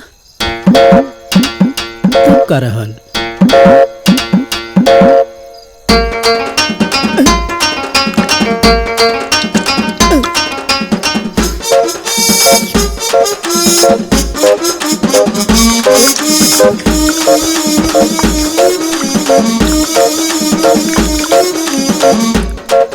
ए चाचा, जल्दी से ड्रम लेके आवा। हाई पतरा में से दारू गिरता, भर भर भर भर भर भर भर। ए चाचा, कहाँ मर गिला?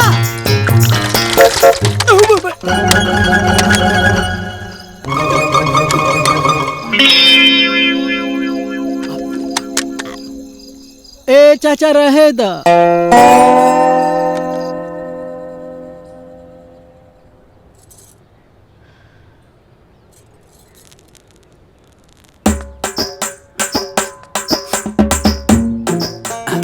में तो केहू बीड़ी सिगरेट पिएला ना, तई माता तक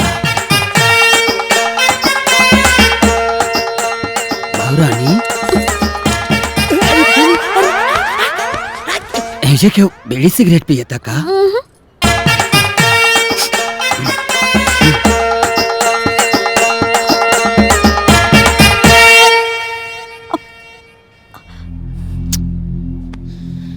ई मेरा रूना सुधर सकेले।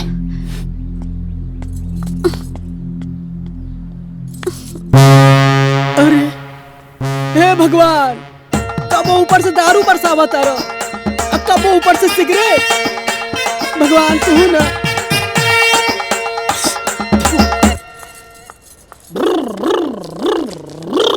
पप्पू रेडी। तुम्हारे ट्यूशन में कितने बच्चे पढ़ते हैं? 15 से 20। वाओ, इतने सारे बच्चे। फिर तो उनसे मिलकर बहुत मजा आएगा। हम हो चलब तोहरा साथे पप्पू। ये चिल्ड्रन साइकिल है भाभी, हम दोनों का वेट नहीं उठा पाएगी। डोंट वरी बेबी, हम राजा जी के कार से चलेंगे। चलो। ठीक है।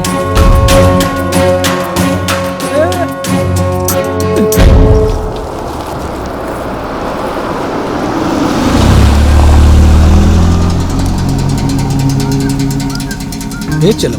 हाँ गुरुदेव। हमरा तो लागत रहे इस शहरी नागिन ढेर जहरीली हुई, लेकिन ये अभागन तो अपना सौतिन से मिले जा रहल बिया। हमार दिमाग कंफ्यूजन में अटक रहा बा गुरुदेव। हाँ। पहले हमरा के मैटर पे सर्च करे के पड़ी। हाँ। आई एम गोइंग टू कुछ।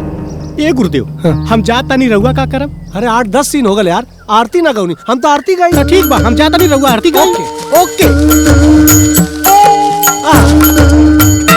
विषय विकार मिटाओ, पाप हरो। स्कूल कब खुलेगा? पता नहीं। पता नहीं? अभी तक तो बंद है। सही में? अच्छा, यहीं पे है? अच्छा। और बच्चा लोग का पढ़ेगा आज? आज कुछ नया पढ़ाए में केहू के कुछ बोले के बा? ठीक बा, यही है।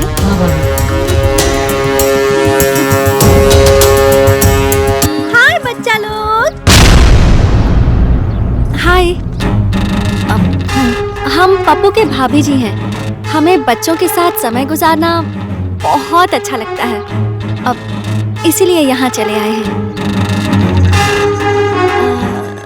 Sorry for disturbance. No, it's ओके।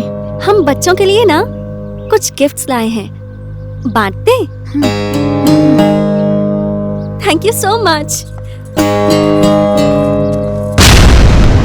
ये लो बच्चों, पसंद आया? बाबूजी। काहे रे भागा, हमरा बेटी के खुशी छीने वाले के हमरा घर में लावे के तहरा हिम्मत कैसे भइल? पप्पू के ना डांटी बाबूजी। हमरा और राजा के अतीत के बारे में माई के कुछ पता नहीं के।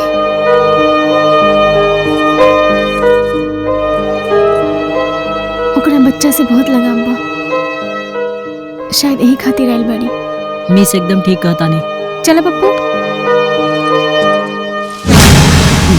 गुरुदेव, मैटर क्लियर हो गई। चलवा। रजवा का मेहरारू। हाँ। अगर रजवा का प्रेम 25 कांड ना जाने ले, हाँ, तो हम जनवा दे।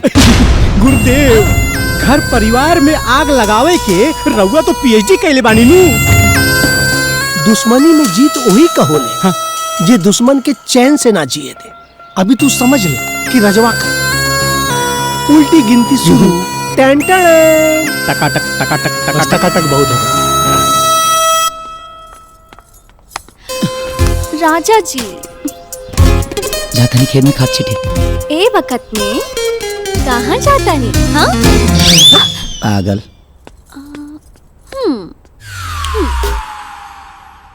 माही, हमरा लगे सब कुछ बा, फिर भी कुछ नीक निकल लागत। अगर तू रहतू तो शायद हमरा जीवन में आवेला तूफान के रोक लेले रहतू। आपको माँ की याद सता रही है? I mean, हमारे प्यार में कुछ कमी है? प्यार? प्यार के मतलब भी तू जाने लुका। अरे तो के अगर प्यार बना तो खाली दारू और सिगरेट से। ये दुनिया में हम सबसे ज्यादा आपसे प्यार करते हैं। हम साबित कर देंगे आज से हमेशा के लिए। दारू, सिगरेट, सब कुछ छोड़ देंगे।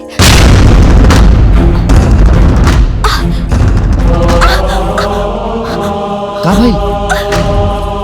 हाँ? पेट में बहुत तेज दर्द हो रहा बा राजा।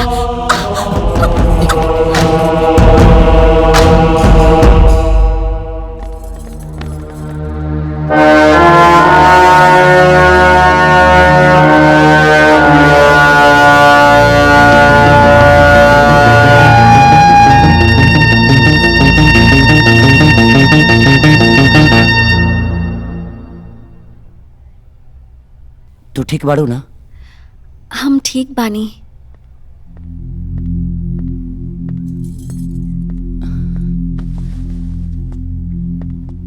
डॉक्टर साहब सब ठीक तो है ना? आप लोग कृपया बाहर चलें। डॉक्टर डोंट वरी, जो भी बताना है हमारे सामने बताइए।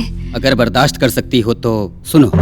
शराब और सिगरेट पीने के कारण तुम्हारे यूट्रस और फर्टिलिटी पर बहुत गहरा असर पड़ा है, इसलिए अब तुम कभी मां नहीं बन पाओगे।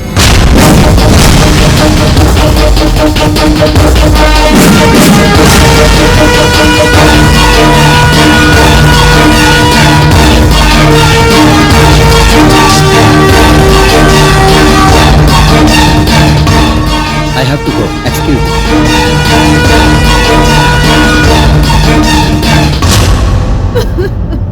हिम्मत से काम ले बेटी, सब ठीक हो जाए।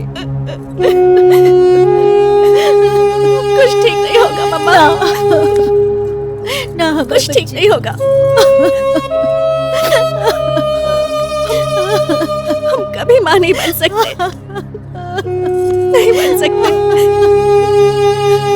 अगर इस दुनिया में हमें सबसे प्यारा कोई लगता है तो वो है बच्चे। और हम अपने बच्चे का कभी सूरत ही नहीं देख सकेंगे मम्मा, नहीं देख सकेंगे। माही बेटा, शराब और सिगरेट बहुत खराब चीज है, जिंदगी बर्बाद कर देती है। यही सीख आपने उस समय दिया होता जब मैंने ड्रिंकिंग और स्मोकिंग शुरू की थी, तो आज मैं बांझ नहीं बनी होती। आप ही मेरी कोख के कातिल हैं, मेरी ममता के खूनी हैं आप। आपने मुझे दारू सिगरेट पीने से क्यों नहीं रोका पापा? क्यों नहीं? हाँ बेटा, गलती हमारी ही थी कि हमने तुम्हें बेटी की तरह नहीं, एक बेटे की तरह पाला। तुम्हारे शौक ही तुम्हारी खुशी बन गए, और तुम्हारी खुशी देखकर हम बेफिक्र हो गए। आज समझ में आ रहा है कि अपनी औलाद को उतनी ही छूट देनी चाहिए जितनी उसकी लाइफ के लिए फायदेमंद हो। जरूरत से ज्यादा छूट देना किसी भी परिवार को बर्बाद कर देता है। हम ही तुम्हारे गुनहगार हैं। ज्यादा लाड़ प्यार में हमने तुम्हारे अरमानों को खत्म कर दिया। हम तुम्हारे गुनहगार हैं बेटी, हमको सजा दो बेटी। तुम जो चाहे सजा दो, पर तुम मत रो बेटी, मत रो। आपने क्यों नहीं रोका पापा? चुप हो जाओ। क्यों पापा? जयपाल,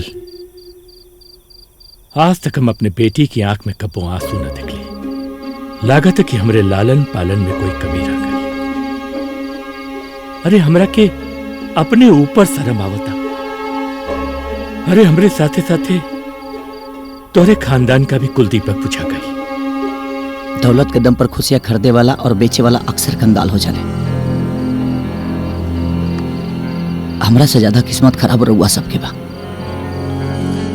भाऊजी एगो बात बताई, ये धन संपत्ति के भोगे वाला वारिस कहाँ से ले आए? अनाथाश्रम से कोनो बच्चा गोद ले लियल जाई। अनाथ के वारिस ना, अपना खून के वारिस कहल जाला।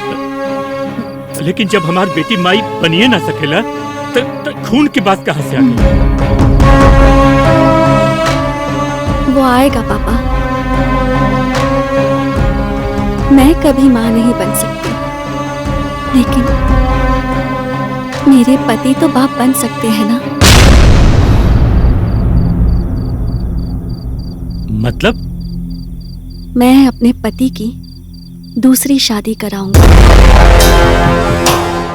तो क्या मालूम बात तू क्या कहता है? समझ में आवा तो? अच्छी तरह। इनकी शादी उसी से होगी जिससे ये बहुत प्यार करते थे, जिससे शादी करना चाहते थे, उसी से। इसको कैसे पता चला? केकरा से? रानी। आ गए लू अपना सौतीन से मिलके। तुम लोग कौन हो और किसकी बात कर रहे हो? हम आपके शुभ चिंतक हैं और रानी की बात कर रहे हैं। रानी? राजा और रानी के प्रेम कहानी पूरे गांव जवार में हिट बा। हाँ, रहुआ जितना जल्दी हो सके रजवा के लेके शहर निकल जा, ऐसे पहले कि दोनों तोरा कपारे पे बैठ के तांडव करे। हाँ, बिस्तर लगाईबू तू, ऊपर सूती तोरे पति के साथे ऊ, मतलब रानिया। कहीं आग न लग जाए। हाँ, सच में पहला प्यार कोई भी भूलता नहीं। मैंने महसूस किया है, ये आज भी रानी से मोहब्बत करते हैं। लेकिन बेटी एक बात बतावा, अपने पति के साथ तू कोई दूसरी औरत के बर्दाश्त कर पाएगी? हम सब कुछ बर्दाश्त कर ले पापा, लेकिन हम ही बकवास बर्दाश्त ना कर सकीले। हम ही शादी ना करब। जब आप अपने पिता की खुशी के लिए हमसे शादी कर सकते हैं, तो हमारी खुशी के लिए उस लड़की से शादी क्यों नहीं करेंगे आप? जो आज भी आपकी राह देख रही है, जो आज भी आपके लिए तड़प रही है। बहुत प्यार करते हैं आप उससे। उसकी तड़प बद्दुआओं का ऐसा कहर बनकर आज मुझ पर बरसा है। जिंदा लाश बनकर रह गई हूँ। अब तो हम में जान तभी आएगी जब आप रानी से शादी करेंगे। दोनों का प्रेम से जो फूल खिलेगा, उसे मैं अपने आंचल में ऐसे ऐसे संभाल कर रखूंगी। वही हमारी औलाद होगी, इस कुल का दीपक और वारिस होगा।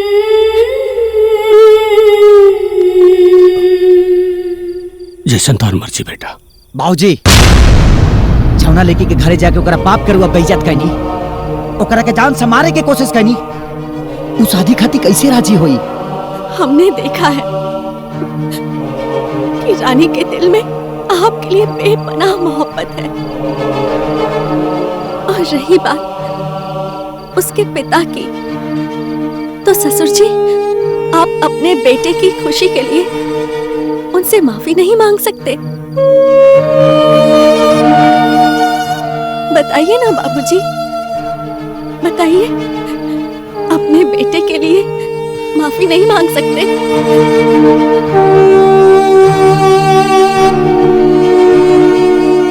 ठीक बा बेटा।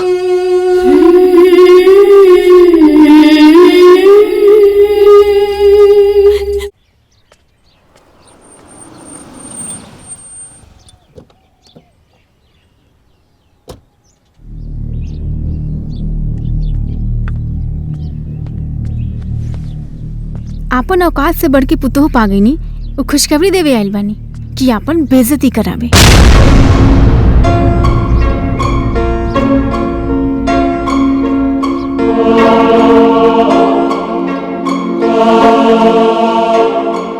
अपना गलती की माफी मांगे आइल बानी। हमरा ई समझ में आ गइल कि अमीर होके चाहे गरीब, सबकी इज्जत एक जैसा होला। अब बेटा, राजा से तोहार ब्याह ना करा के जन्म पाप कैले रानी, बस ओकर प्रायश्चित करे आइल बनी। तारा के अपन घर के बहू बनावे आइल बनी। तहार बहू मर गई कि तहरा से ज्यादा दौलत वाला के साथ भाग गई? ओकरे बारे में अशुभ मत बोली, वो बहुत महान औरत बिया। देखी, ओकरा जब राजा और रानी के प्यार के बारे में पता चला तो खुद कहला हमरा से, भाऊजी रो के हमार कसम, राजा जी के रानी से फिर से मिला दी। वैसे बेटा है नहीं है। वो ऑर्डर देलस और तू बेशरम गुलाम जैसन भीख मांगे ही आ गईला। प्लीज जबान संभाल के। ए बाबू साहेब, जबान तो संभाल ले, बाकी अपने आप के ना संभाल पाई। चुपचाप यहाँ से दफा हो जाए, न तो धक्का दे के भगाई। बस गला मत फाड़ा। तू भूल गईला कि जब रिश्ता के डोर टूट जाला तो ओकरा जोड़ला के बाद ओकरा में गांठ बन जाला। अरे बाबू साहेब, हम एगो भिखमंगा के अपन दामाद बना ले, बाकी तहरा जैसे नीच इंसान के अपन बेटी के बहू ना बने दे। निकल जाए यहाँ से।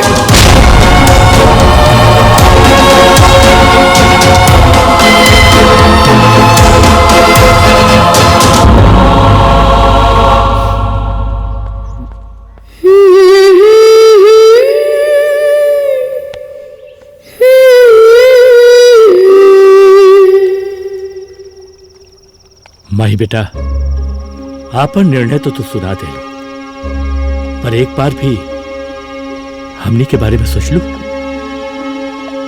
तो ही बतावा, कोई भी माँ बाप अपना बेटी की ओकरा पति के साथ सुखी देके चाहल। अरे कौन बाप ही चाही कि ओकरा बेटी के जीवन में ओकरा रहते कोई सौता ना है। हम तोरा ही निर्णय में तोरे साथ न खड़ा सकीला।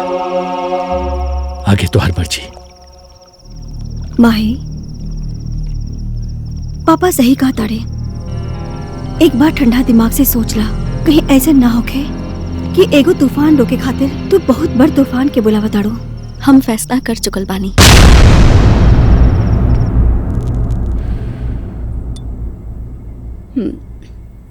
अरे यार, कल तो बोर हो गई थी, तू जाना चाहिए था। सीरियसली। अरे माही, तुम आई तो महफिल में बाहर आ गई। अब फुल नाइट मस्ती और एंजॉय होगा, लेकिन दारू और सिगरेट नहीं पियेंगे। ओह नो यार, स्मोक और ड्रिंक के बिना हम लोग एंजॉय कैसे करेंगे? सारा मूड खराब करके रख दिया। Just shut up. मूड खराब होगा तो वो ठीक हो सकता है, लेकिन अगर बॉडी खराब हो जाए तो लाइफ नर्क बन जाएगी। जानती हो मेरे साथ क्या हुआ है? क्या? दारू, सिगरेट एक ऐसा जहर है जो स्त्री के अस्तित्व को खत्म कर देता है, कोख को जला कर रख देता है। जो स्त्री जननी नहीं बन सकती, मां नहीं बन सकती है, इस धरती पर उसका जन्म लेना एक अभिशाप है। अगर तुम लोगों को अभिशाप बनना है तो शौक से स्मोकिंग, ड्रिंकिंग करो। Please leave me alone. Thanks यार, तुमने हमारी लाइफ सेव कर दी। आज से इस जहर को हम लोग हाथ भी नहीं लगाएंगे। उड़े जब जब जुल्फे मेरी कंवारियों का दिल में। बस अरे कबारे पे को बाल ना जुल्फे गावता रहे, टकला हमार कंगी करापन क्या करता रे? कबारे पे को बाल ना और गावता रहे, उड़े जब जब जुल्फे तेरी।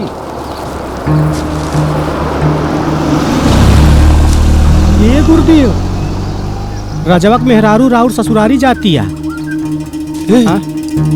ई नागिन हमारा कुंडली पे बैठ के केचुली नाना छोड़ी रे। छोड़ी की जोड़ी ये तो पता लगा के मिलता नहीं। ब्रेक के बाद तब तक आप आरती शुरू करी। ओके। विषय विकार मिटाओ पाप हरो दे। जल्दी आइए टकलू राम। ओके गुरुदेव। पाप हरो देवा।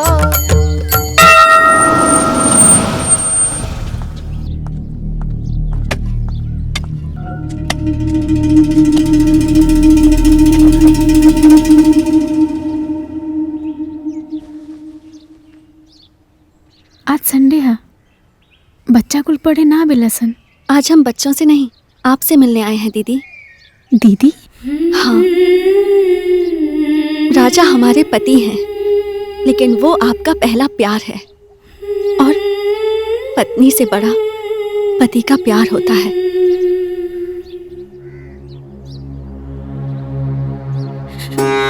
आप राजा से शादी कर लो प्लीज। हम दोनों एक साथ दो बहन की तरह रहेंगे प्लीज। हमरा पे आज इतना मेहरबानी का है? अपना पति के उनकर प्रेमी से शादी करा के कोनो इतिहास रचे के चाहता रो या फिर कोनो साजिश बा? जब हमने आपको बहन मान लिया है तो अब झूठ नहीं बोलेंगे। अगर बर्दाश्त कर सकती हो तो सुनो, शराब और सिगरेट पीने के कारण तुम्हारे यूट्रस और फर्टिलिटी पर बहुत गहरा असर पड़ा है, इसलिए अब तुम कभी माँ नहीं बन पाओगी। हम चाहे तो किसी भी बच्चे को गोद भी ले सकते हैं, लेकिन हम चाहते हैं कि आपको आपका पहला प्यार मिल जाए और हमको आपके प्यार का वो नन्हा मुन्ना निशानी मिल जाए। प्लीज दीदी, हाँ कर दीजिए प्लीज। आप राजा से शादी कर लो दीदी, प्लीज प्लीज हाँ कर दीजिए दीदी, प्लीज हाँ कर दीजिए। जा राजा के भेजता, ओकर बादे हम कोई डिसीजन ले पाई। Thank you so much.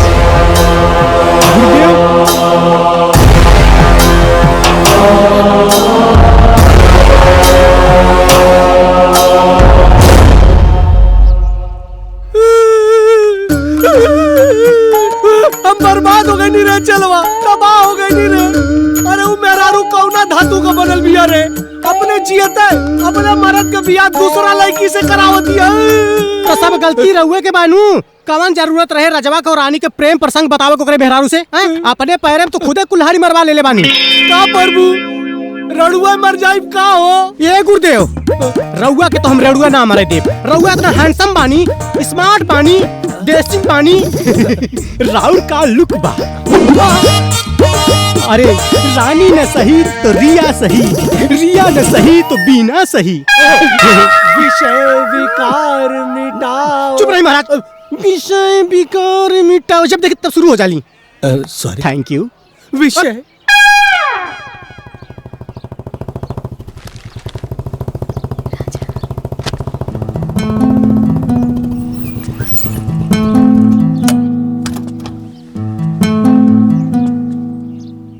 राजा कुछ ना, शायद हमें के प्यार बहुत सच्चा बा रानी, ऐसे भगवान दोबारा मिलवाना चाहता है।